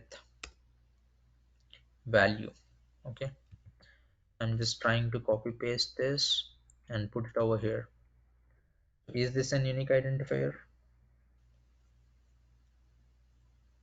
Yes, sir. Yes. Yes. So this is how one can construct an XPath and could see whether the constructed one is an unique identifier for an particular object or not. Okay, that's pretty much about the XPaths. Now let's go ahead and test different options that are available. Now let's suppose I used the class name, right, and I found two matches. Okay, so let's go ahead and do it again. Double forward slash tag name rate. The one that I want to identify is this. So I'm using class name, control A, control C, and giving it over here. Now I found two elements with this particular match. Okay, and again, now I want to add an additional identifier or additional property so that I would able to identify individual elements. Let's suppose this is something like input where class name is same for both these elements. Let's take an unique parameter. What is the unique over here? Here type is equal to text and type is equal to submit. Okay, when I say type is equal to submit along with this input class name, if I pass an another key value pair like type is equal to submit, it should be able to identify this element, show this element for us. When the type is equal to text, it shows this element for us. Now how do we add a second key value pair to this XPath is the question now. Any guess like how can we add a second key value pair to this XPath?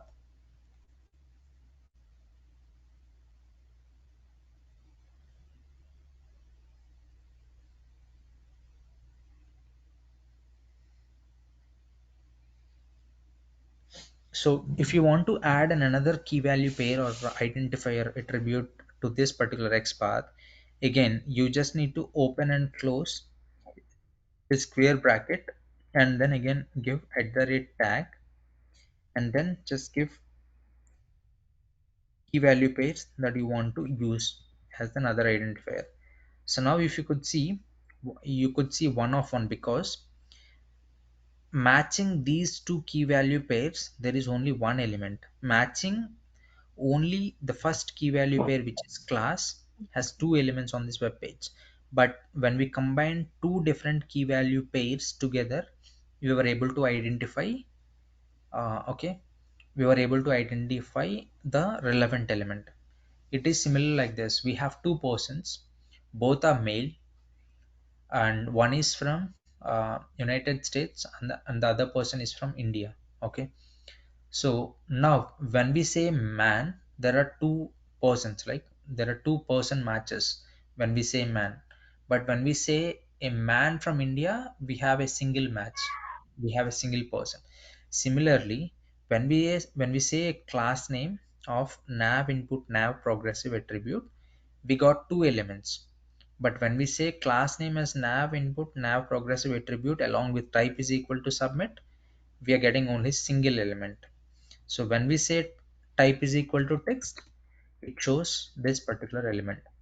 This is how one can go ahead and use uh, uh, multiple key value pairs to identify a particular element. Is that clear? Yes. So we can just open and close a square bracket. We just need to give at the rate, and we can go ahead and get a key value pair and paste it over here. So this is how we can go ahead and use this. Now you could see some syntax like this. Okay, / input type end at the rate name button. This is similar to this, but just let's go ahead and give it a try. So how does this works? So again, here also we are passing two parameters, two key value pairs, and we are appending them with an end, right? We are mediating them with an end. What does this mean? When we are using end, both of them has to be satisfied. So an element with type is equal to submit and name is equal to button login, when the input element will have both these key value pairs, then it returns that element for us. Okay, that is how and basically works. Let's take the same example. Instead of opening and closing these braces, I'm just using space end over here. Okay, so I'm not using this syntax now. Instead of this syntax, I'm just going ahead and using this. So this is the syntax that I'm basically using now. So this is a replacement of this, and I'm not opening and closing multiple parameters. Instead of, I'm just giving and over here. So both are same. So when an element is matching both the properties, it returns that particular element, and it doesn't return any element when that particular element doesn't have both these properties. Similarly, we can go ahead and use or in the sense when any of these key value pairs satisfies for a particular object, it returns that particular object as an return parameter for us. Let's suppose we have this particular Xpath, and instead of end, if you give it as an or, what happens is, so if an element matches any of this particular property, if the element has class name as this or type as text, it returns an element for us. It doesn't actually need to match both the parameters or both key value pairs. Even if matches at least one key value pair, it returns யார் that எடுத்து கொடுத்தது? element for us. Okay, let's go ahead and test this again. So I am copy pasting this over here. So let me give some dummy type over here. So instead of text, I'm just giving it as number, which is not there.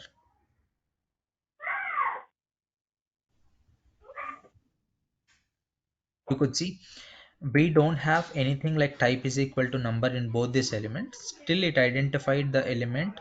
It identified two elements. The reason being, it is matching one of the properties that we're giving over here, which is the class name.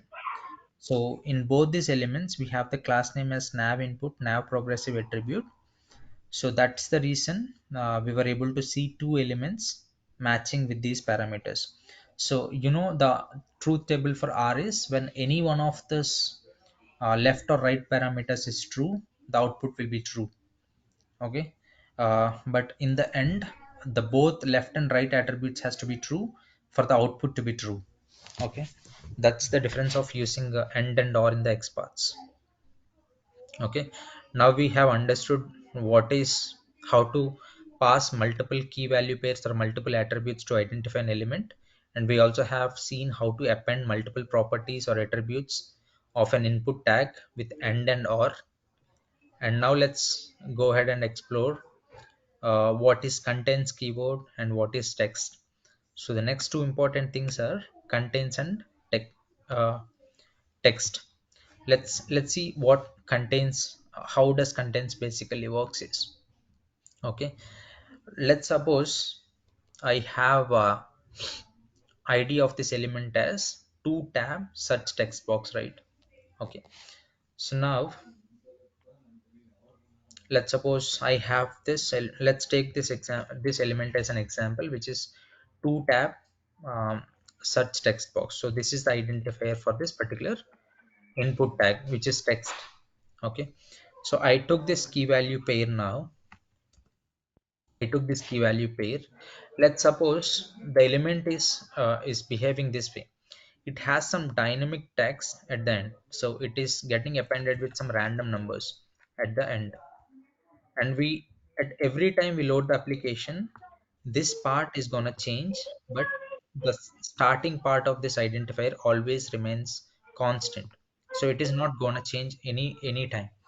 So when this part is changing, so when the right side part of this identifier is changing, when we use something like this, can everyone go on mute, please?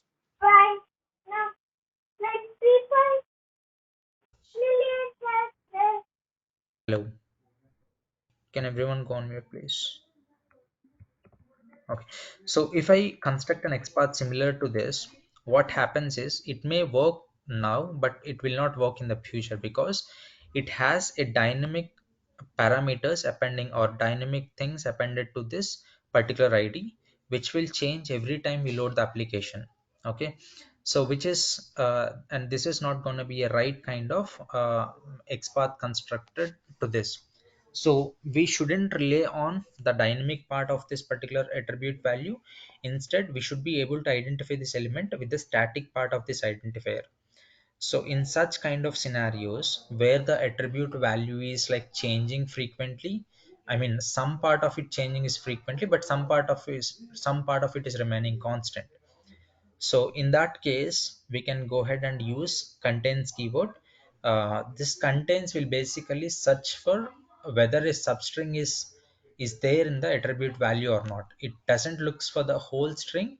Instead of the whole string, it searches for the substring inside that whole string, and then identifies the elements using that substring. So let's take this example. We have id as 2 tab search text box. So this is the identifier. And now I want to identify this element using the subpart of the string. So instead of using the whole text, I just use tab search text. I'll consider 2 and box as an dynamic parameters, and I'll consider tab search text as an static parameter in this id.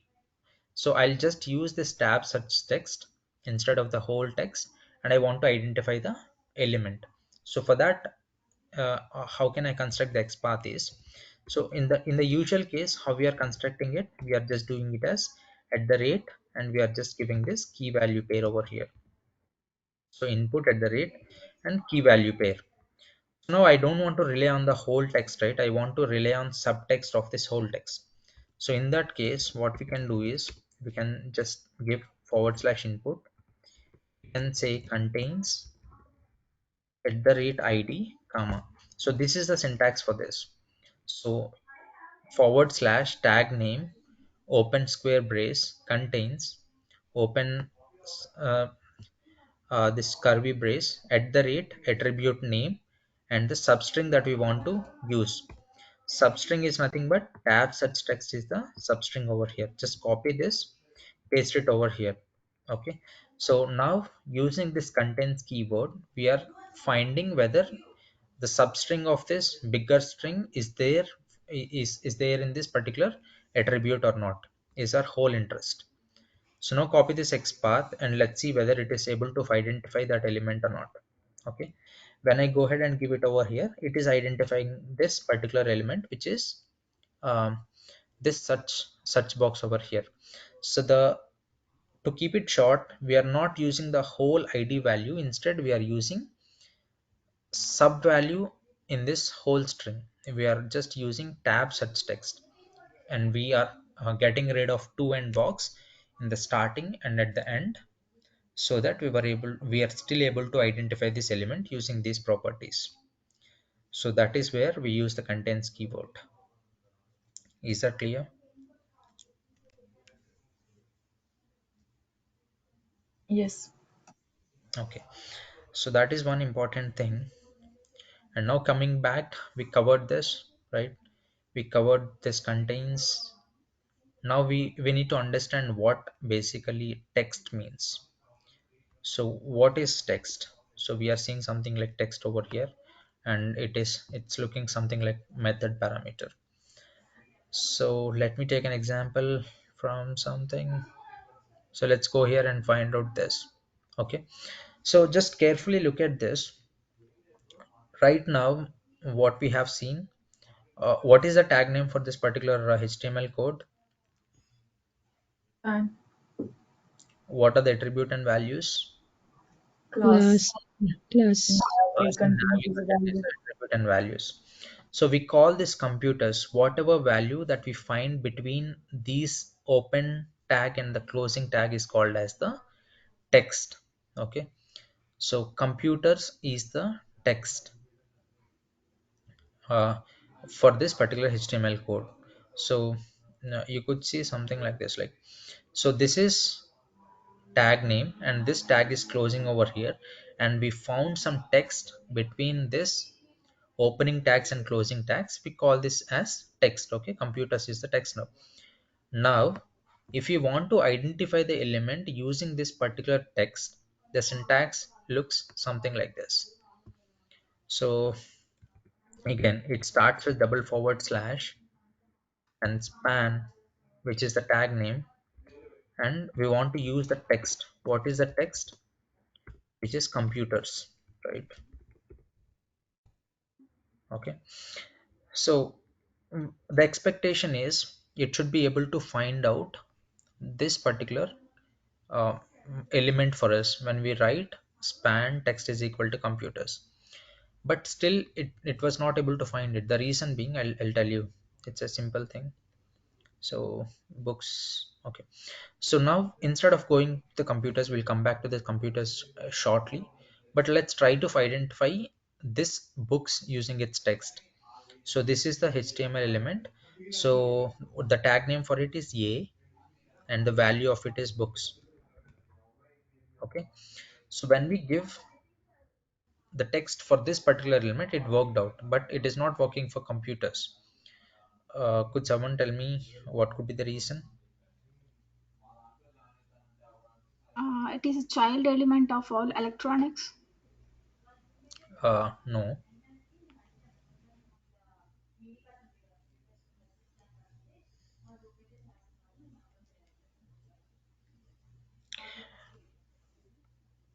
The simple reason is this. So you could see when you spy this particular element, you could see when you double click on this, you could see some spaces appending before and after the computers, right? There is some extra spaces after the computers and before the computers. Whereas if you identify the books, if you go ahead and identify the books, you couldn't see any spaces before or after this particular book string, right? If you just double click on this, you couldn't see anything appending before or after the books, which is not the case with computers. So that is the reason text is working for books but not computers. How to handle these kind of scenarios? uh, so can we combine contains and text to find out these computers? Contains is always used to get rid of the dynamic part, or when you want to find an element using the substring of that particular property, or particular property of that attribute or value of that attribute, right? So can I combine contains and text and identify this element computers using text again? Will that work?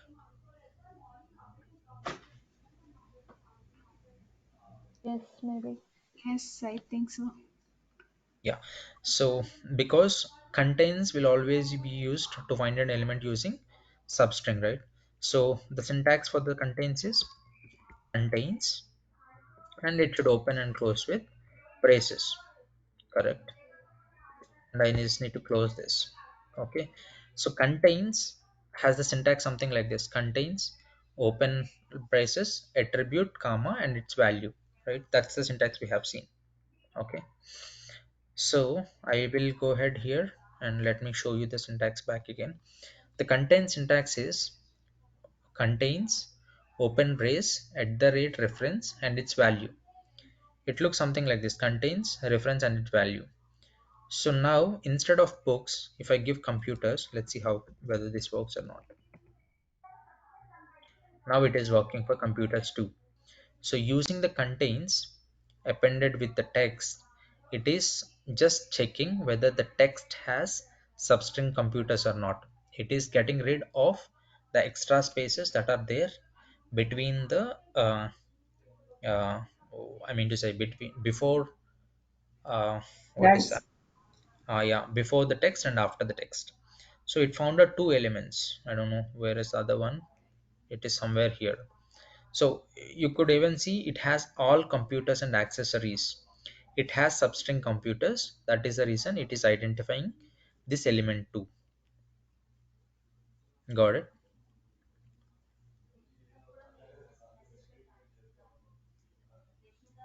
Yes. Yes. So that is how text basically will be used to identify the elements inside elements in the HTML DOM structure. So we covered this one, we covered this, we covered this, we covered OR, and we covered text, we covered text. So we are left with few other things, few important things too. These all comes under advanced XPaths, but definitely I'll cover this, but not right now. We need to come to this after covering few basic things. So after completing all the basic things, we will move ahead and do with the advanced ones. So before winding off this XPaths, let me just explain you the starts with. So it is a self-explanatory. Could someone guess what starts with is? We have seen contains, we have seen text, and you should predict what starts with now.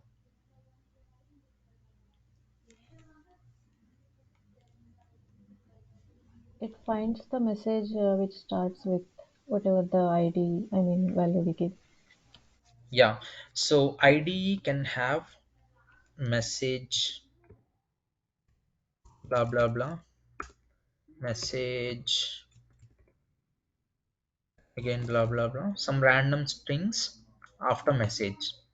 So it identifies all the elements whose ID starts with message. It doesn't even considers what is coming after the message. So if you have something, if you don't have something message starting, like if you have something like test message, something like this, so it will not identify this particular element as an with this particular XPath, because it is not starting with message, but both of these identifiers, both of these IDs are starting with message. So this particular XPath will return both these elements. Is that clear? Yes. Yeah. Let's try to understand with a simple example what we have done earlier. So here we have ID as two tab search text box. So using contains, what we have done, we have just passed tab search text only. We got rid of this to end box. We passed only substring out of it. Now with start with, we will just see whether the element is starting with to tab or not, and then we will ask the DOM to return those elements. So now what is the tag name? Tag name is double forward slash input, and what is that? At the rate ID, and we want to use starts with, right? Starts with at the rate ID, comma, and this is the syntax for the starts with. So what is the value that we are searching for? 2 tab, right? So it has a long string, 2 tab search text box, but we are just seeing whether this particular attribute ID is starting with 2 tab or not. It doesn't even actually considers any random string that is coming after 2 tab. So if the element ID is starting with 2 tab and the tag name of it is input, it just returns that value for us. Is that clear?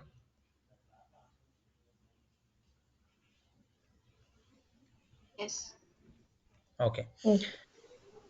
So this is all about the basic XPaths. Now let's dive deep into advanced XPaths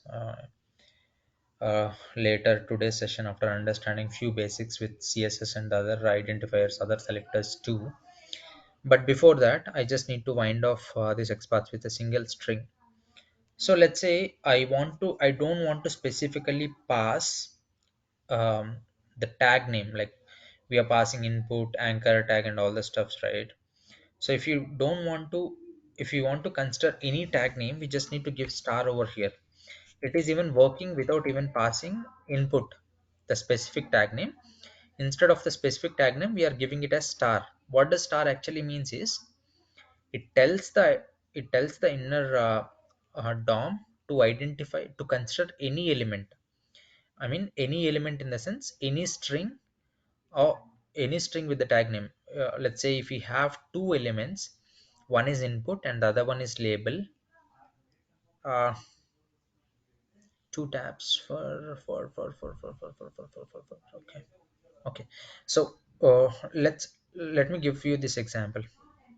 So how does this star basically works is, so it works something like this. Let's say we have an input tag, okay, and the idea of this is two tab two tab search, okay, and we are closing our input tag here.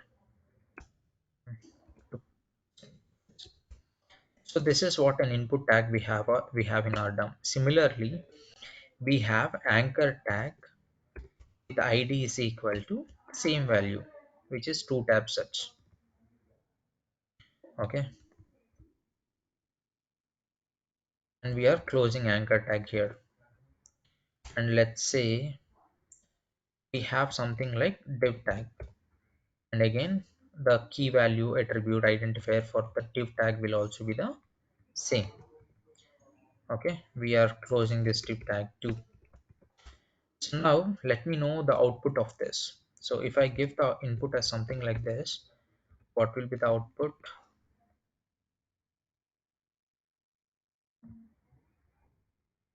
If I give the input something like this, if I give the XPath something like this, what will be the output?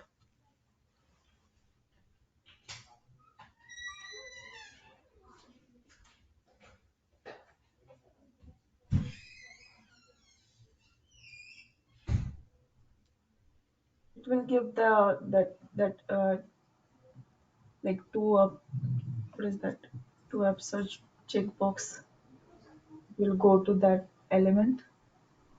No, just tell me out of these three tags, Mm-hmm. what tag will be, I mean what element will be written by this XPath?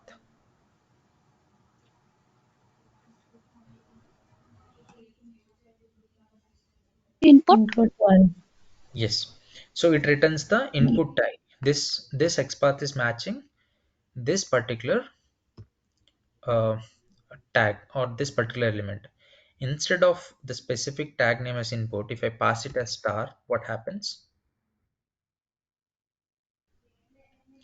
Star is a regular expression which considers any string. So any string can come in this place is what it basically means is. So any string can come in this place in the sense here input can come, a can come, div can come, whatnot, everything can come here. Okay, anything can come here. So any tag can come here, but it should have id is equal to two tab search. So it returns those elements. So any tag, whether it is input, whether it is anchor tag, whether it is division tag, if it has an attribute and value as id as and two tab search, it returns those elements. This is what that this XPath basically means. Taking that into sense, uh, could you guess what this XPath returns to us?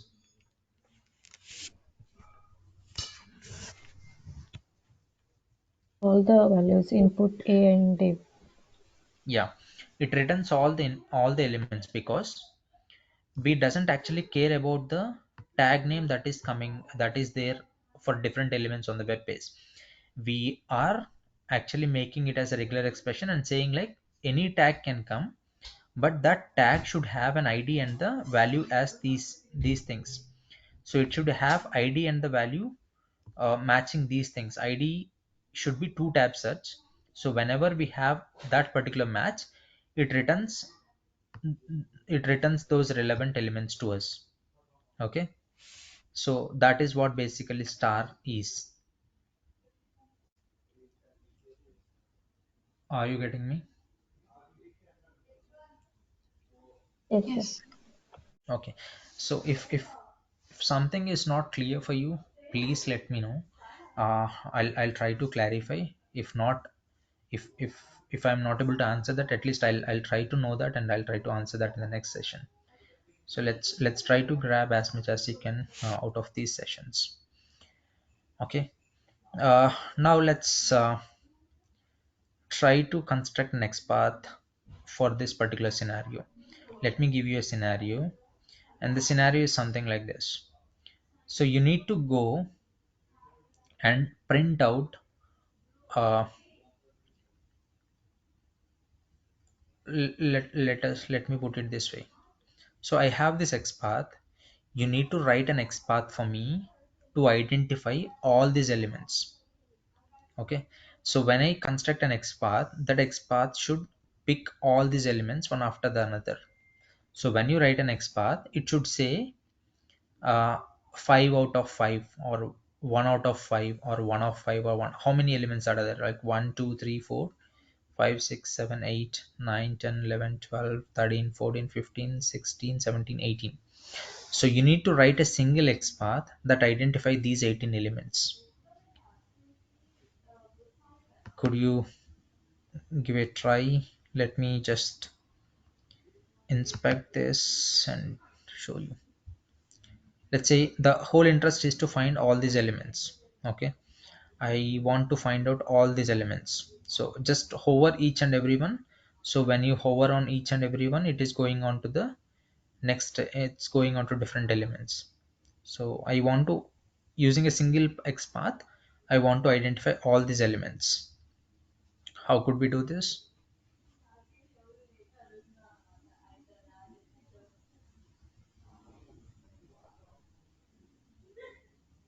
Element,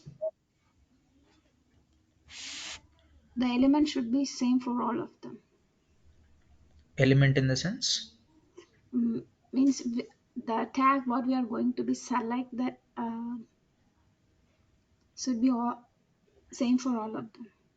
The Okay. class, the ID. Instead, it would be better if you could directly tell me the XPath so that I'll just write it over here. Mm, Give me a So minute. you can also parallelly try it on your browser too. Just type amazon.com, go to this website and click on inspect. Right click anywhere on the browser and just click on inspect, or the shortcut is Control Shift I, which will open the inspector for you automatically. So you can give a try for that. Just think for a second and let me know if you get something out of this.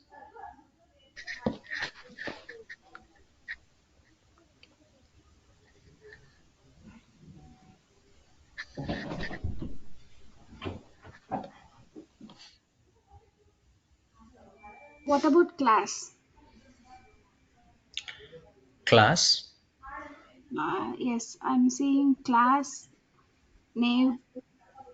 Uh, What is the reason for choosing class? Is there any particular because the child of everything have the class name is same for the everything, every tab. So you want to select all of them, right? Yes, that's a good thing. So can you tell me the XPath 2? so that let's test by giving the XPath directly and see whether it is identifying the elements or not.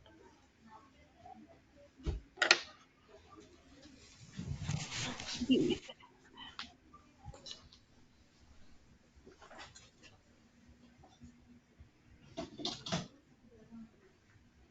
So I'm using tag name href.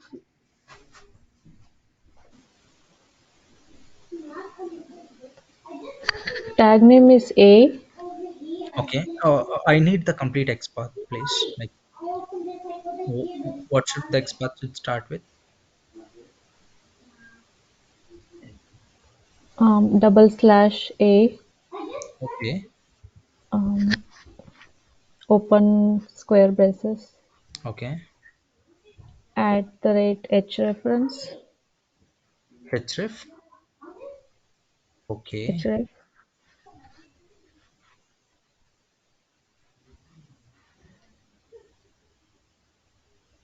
okay. At the rate href. Can you repeat the question, sir? So we need to return all these values. Yeah. So the XPath that we will write here should highlight all these elements one after the other. At the rate class is equal to name. Rate class is equal to Name. what's the name? Nav. Name. Nave. Okay.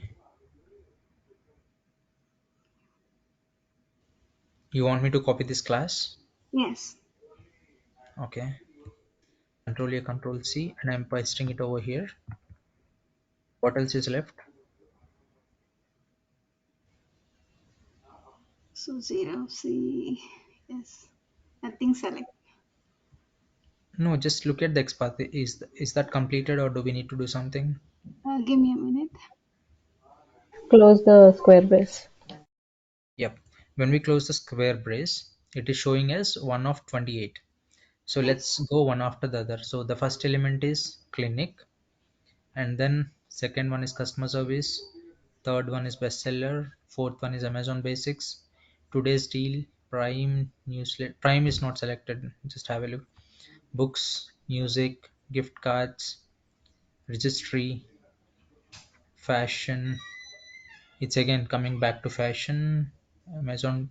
Oh no, we have different things. So it is uh whole, it's like identifying whole stuff on this main nav bar, right? So the whole gist of this is, using the XPath we were able to traverse through all the elements. Okay, so let me tell you the use case of this. So when we write an automation script, we will use this identifier and we will perform the action as click, right? Okay, so when you want to perform click on this particular nav bar, you cannot every time say click on smart home, click on pet supplies, click on luxury stores, click on health household, click on audible. So instead you need to create a function, and then to that function we need to pass the name of the button. Let's suppose if I have to click on smartphone, iterate through all these elements, and whenever the text of that particular element matches with the text that I am passing, click on it. Okay, so now your XPath is returning us 28 elements, all these 28 elements. So you are also able to traverse through all the elements, all these 28 elements. Now I create a function where I will traverse through all these 28 elements, and I will also compare the text of this element with the input text that is coming to it.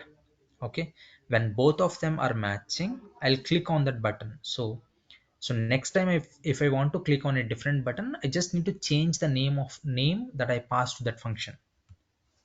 Are you getting me?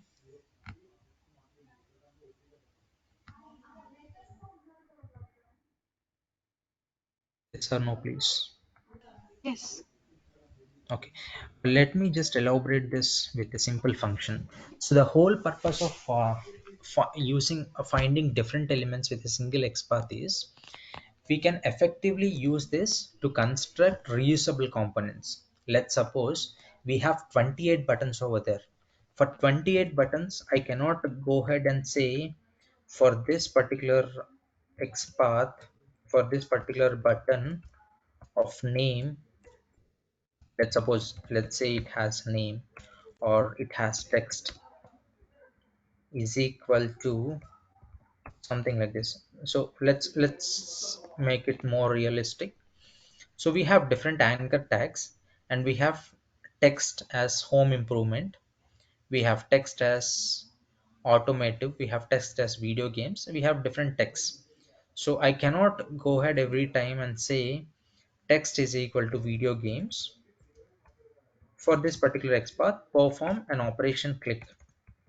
So for a different button again with a different name, again I cannot construct an XPath similar to this. Okay, I cannot go ahead and say at the rate text is equal to editions or something, and I cannot perform click on it. So this will not be a reusable component.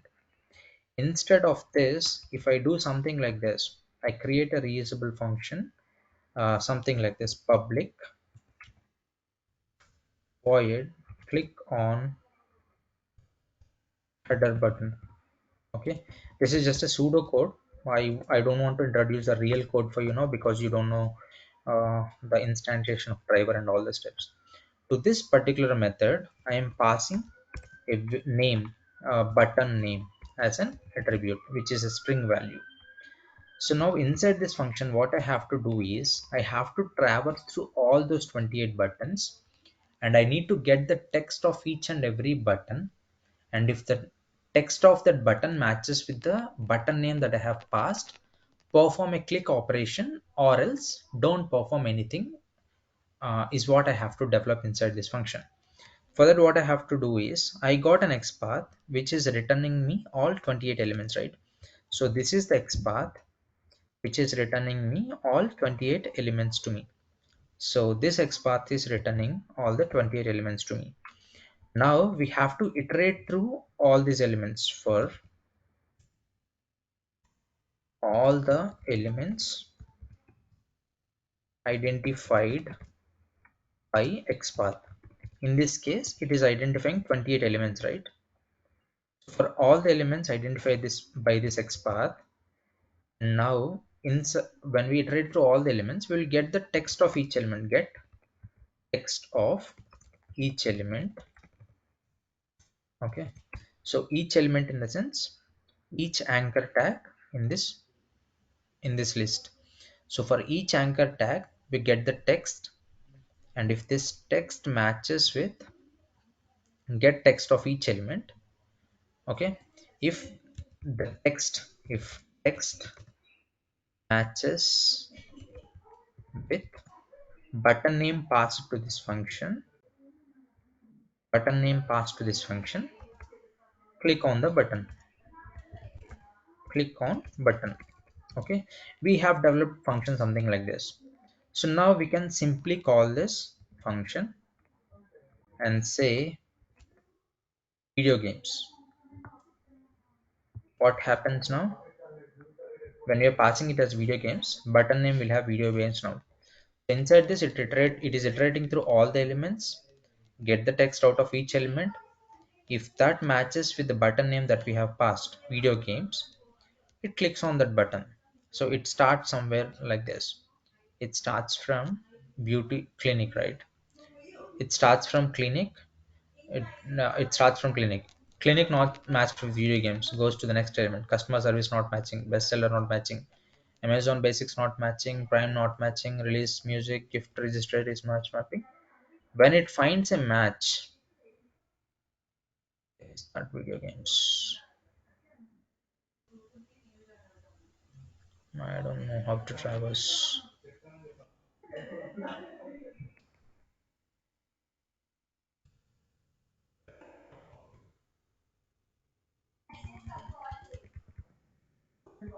So here it is. When we found the video, when it found the video games, it clicks on it and terminates, it comes out of that particular loop. This is how we can use the XPaths to construct reusable components, and that's how we have to construct an XPath to identify elements with similar properties.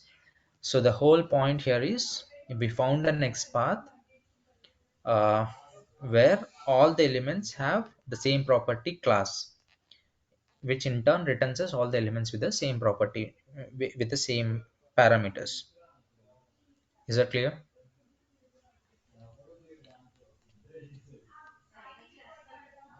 Yes.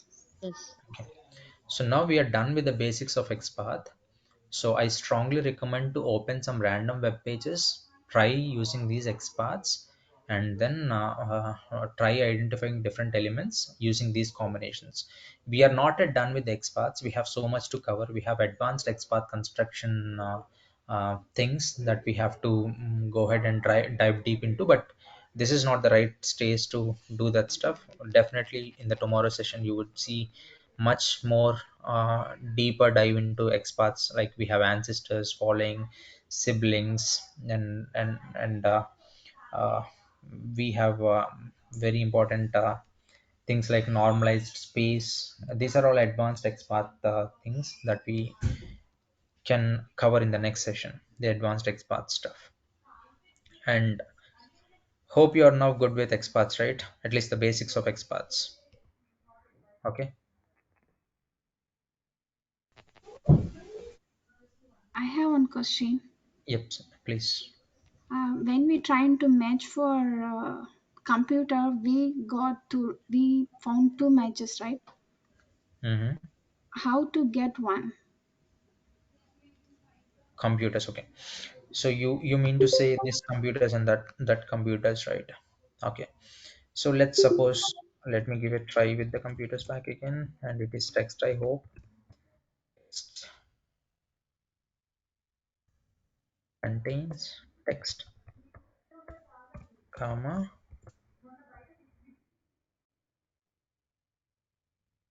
right? So these are the two things. Am I correct? Yes. Okay. This is one computers and this is other computer. Not this one, I guess. Is this the one? Okay. Anyways, we have two matches for the computers here, right? Okay.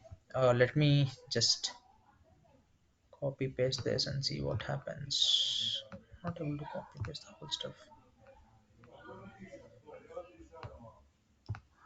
That is fine.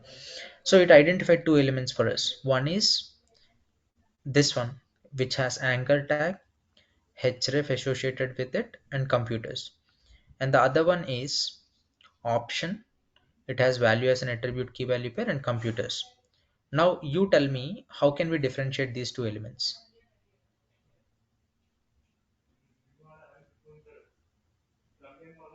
Can I see the other one? Yes. Mm,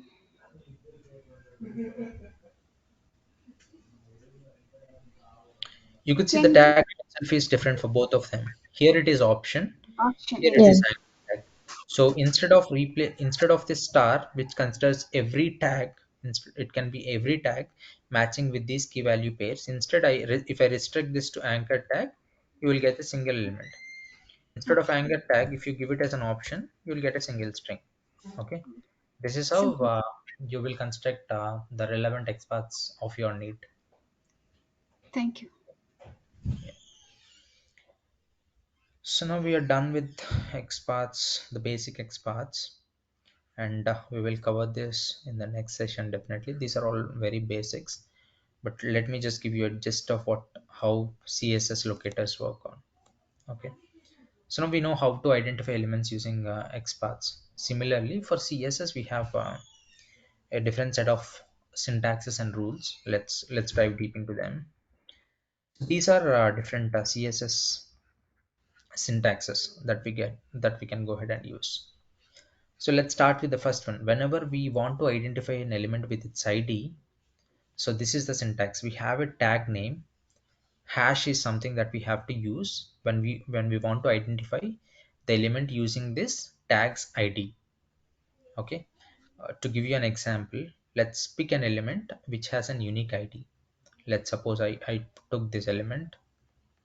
I don't want to take this because it doesn't have unique parameters. Okay, so this navigation is there, right? Has an ID, nav's a submit button, and type is equal to submit. Now I want to identify this element using tag name, using tag ID, and I don't want to write construct an XPath for this. Instead, I want to construct a CSS selector for this. So how do we construct an XPath for this? It's as simple as this: control a double forward slash star at the rate control V.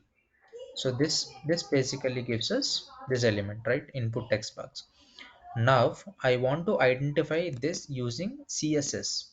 Okay, in CSS, to identify an element with its ID, what is the syntax that we have seen? The syntax is tag forward slash ID, right? What is the tag name here? Tag name here is input, right?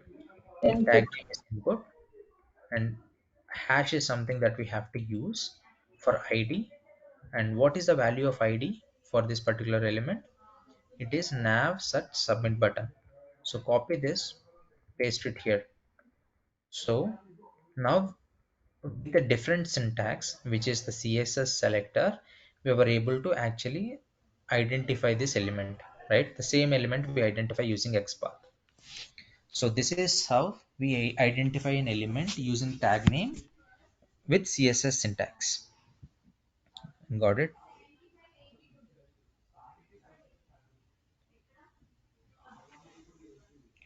Is that clear? Yes. Okay. Similarly, let's move forward to the next one. So the next one is tag dot class. So whenever we want to identify an element with its class name, this is the syntax. Tag dot indicates the class, and then we have to give the class name. So let's go ahead and go back to the same example. Here you have class name as nav input nav progressive attribute. So using this class name, we want to identify the element. So syntax to identify an element using class name is tag name dot class name, right? So I'm copying the class name now. Syntax to identify the element using class name is input, which is tag name dot, and the value of the class name. Oh, it's not working. The reason being it has space over here. That is the reason it is not able to identify it. But it has a different way to find these kind of elements, which we will shortly cover in the rest of the syntaxes we have. But for now, let's pick a class name which don't have any spaces within it. So if you could see, uh, they should have a class name. Yeah, nav input. So we are just passing substring of it, not the complete string. When we have spaces, just ignore that, because spaces will be considered as the next element in the CSS. Okay, so that is the reason you shouldn't consider any value after the spaces within CSS. So I'm giving substring like class name as nav input. Still I was able to identify this two elements. Okay, so this element I was able to identify, and also this element there, I mean two elements are matching with class name as nav input. Now how to differentiate both of these elements is something that is out of our interest now, right? So to do that, uh, is that clear till now, how to use class name and ID using CSS syntax to identify different elements? Yes. Yes. Yeah, even earlier we used class name and we were able to identify both the elements. Like even with the XPath, it identified two elements because two elements have the same class name, right? But we managed to uh, you know uh, distinguish both the elements using type, correct? Here type is equal to submit and type is equal to text for the other element, right? So for the first one, type is equal to text, and for the second one, type is equal to submit. Let's try using the same here as well. Okay, so how can we do that is,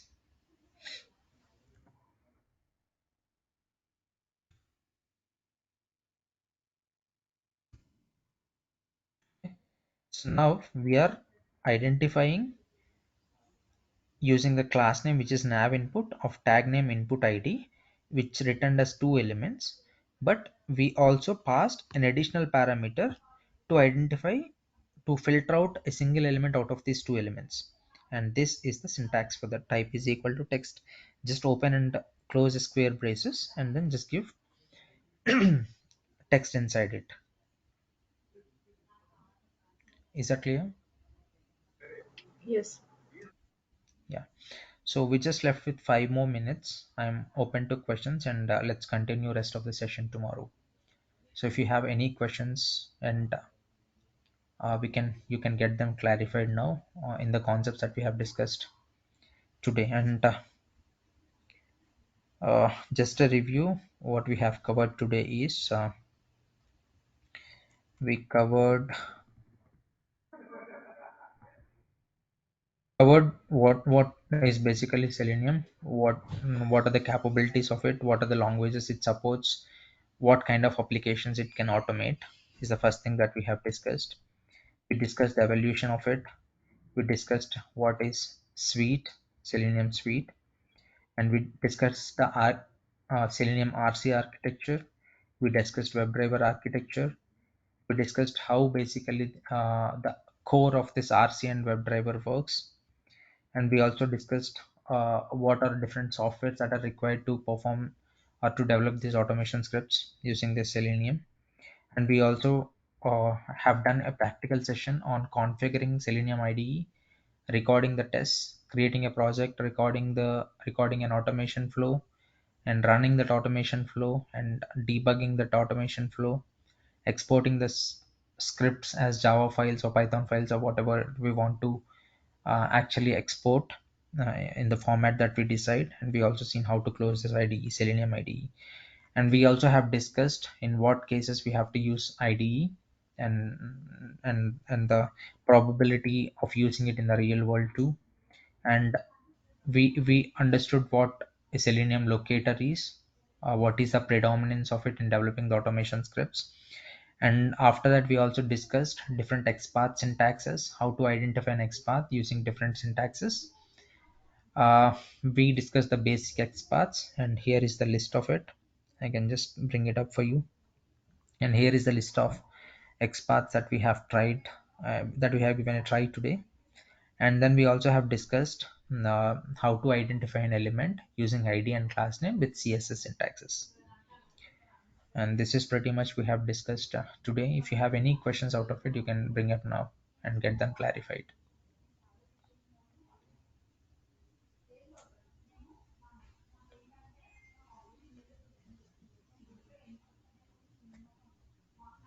So for automation, we should know basic HTML and CSS tags and all those things. Not actually, you doesn't actually need to understand that level. You just need to understand how to construct XPath and CSS. So that much should be sufficient. Okay, thank you. So we should be good in both, right? Python and Java. Not really. It depends on your comfort and the project requirement. So some openings will require Java with Selenium, some openings require Java with Python, but I would say most of the requirements will be with Java. And just out of curiosity, I just want to know, like, you guys got trained in any of the programming languages before these sessions? Yes, in Java. Java. Got it. Okay, so you should Java should be sufficient. So for interview purpose, we need to prepare for Python. No need. There is no need to actually go ahead and prepare for Java. I mean Python. I would say if you're comfortable with Java, you can proceed with Selenium Java. And right now, don't dig deep into different programming languages. Instead, just try understanding the Selenium much deeper and practice as much as you can. Okay.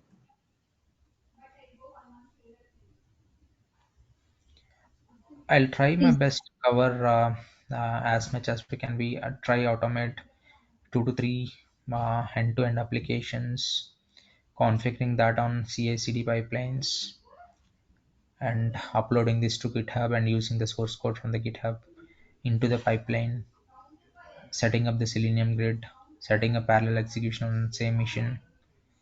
We'll just figure out doing all these stuffs in this particular class. We will just see how it goes. so do you have any syllabus like what you are going to teach in this whole automation, something like that? So before next class, we will at least know what you are teaching. So Now, instead of going with the next class, just keep focusing on what is presented and just try giving a practice much better on what we have discussed instead oh, of yeah, knowing. true. But yeah, like what you are going to teach tomorrow class means at least we'll learn little bit. Learn in the sense. Sure, I could definitely So provide at you least the we. content that we will be So discussing in the next session. no, But because we'll come to know at least what you are teaching. At least we'll come to know. So that's why I'm asking. yeah, sure, I can give you that content. But for tomorrow's session, I mostly prefer you to practice what we have discussed thoroughly today. And in the tomorrow session, I'll continue with the CSS, the leftover syntaxes, and then we will move forward with the advanced XPaths as we discussed earlier, which we have left. And I will also cover how to actually uh, understanding these locators, the rest of the locators we have. We understood what is CSS partially, we understood the basic XPaths. We complete these two and we will complete rest of the things. And then we will go ahead and start configuring the Selenium project for the actual Selenium automation. We will explore the Selenium website and we will see different downloads that we require to start with automation, get all the downloads, create a project without any uh, build management tools like Maven or something. We will manually add the jars that are required to start with this automation. And then once we are comfortable doing it manually by downloading the required jars, exploring the jars, configuring the project, we will simplify that using Maven. Using Maven, you doesn't need to get everything downloaded, which will be taken by the build management tool like I mean Maven will take care of everything when we add the dependencies. Then we will proceed with the Maven stuff. So I am not pretty sure how much we cover in a day, but this is how we are going to do. We will be completing the selectors and then we will moving forward understanding the core Selenium website. In that website, we will just dive into different portions of that website and understand what are different things that they have placed over there. Download the required jars, configure the project, uh, manually by manually adding the jars. Once that is done and we are successful with a simple application, then we will move ahead using Maven, which is build management tool, where we are not going to actually automate I mean manually do any of this build things. So we just add the dependencies and let Maven do all rest of the things for us. So then we will start with Maven and then we will start automating applications. At least two end-to-end application flows. We will automate that. And then we will understand different interactions on the fly. Like we have different Selenium commands like click. You have seen that command type, right? We call it as send keys. We have how to select a value from the drop down. We will study different interactions on the web elements. So how to interact with the radio button, how to interact with the drop down text box button, validating the text on a web page, validating image is present on the web page or not. All these things, how to interact with these elements will be studied. Okay, and then we will move forward with end-to-end flow development on the fly. So that's the plan for now, but well, let's see how much we can cover for tomorrow, and we will move forward. So any concerns that you want me to address, or you want uh, to be improved from my side, so that this could be more better for you and for your time. So I have one question. Like I have some postman questions. Hmm. Like so I don't know like with whom I should contact, because I tried to contact Pratap sir, like Hmm. and also Shweta, but Hmm. no one is like they are not receiving call and all. So I don't know like over the mail I should ask them, or like with whom I should contact, like if I have any query. Frankly speaking, maybe I could give a try for that, but if I'm not able to answer it, because I'm completely an automation guy, work little into manual, uh, Okay. I would suggest you can put forward that question to me in the tomorrow's session, when everyone is joining tomorrow. Maybe if I could give a try to answer that question, with my knowledge I have, but if not, I'm not sure. I'm also a third party, so Oh, I don't know the okay. internal structure. Okay. Okay. Okay. That's pretty much for today. Thanks everyone for joining, and if you have any questions, feel free to uh, drop me an email on my email ID, or which you could actually find out in the session that is scheduled. I would happy to answer if I could. Let's meet in the tomorrow session then, if everything is fine from your side. What time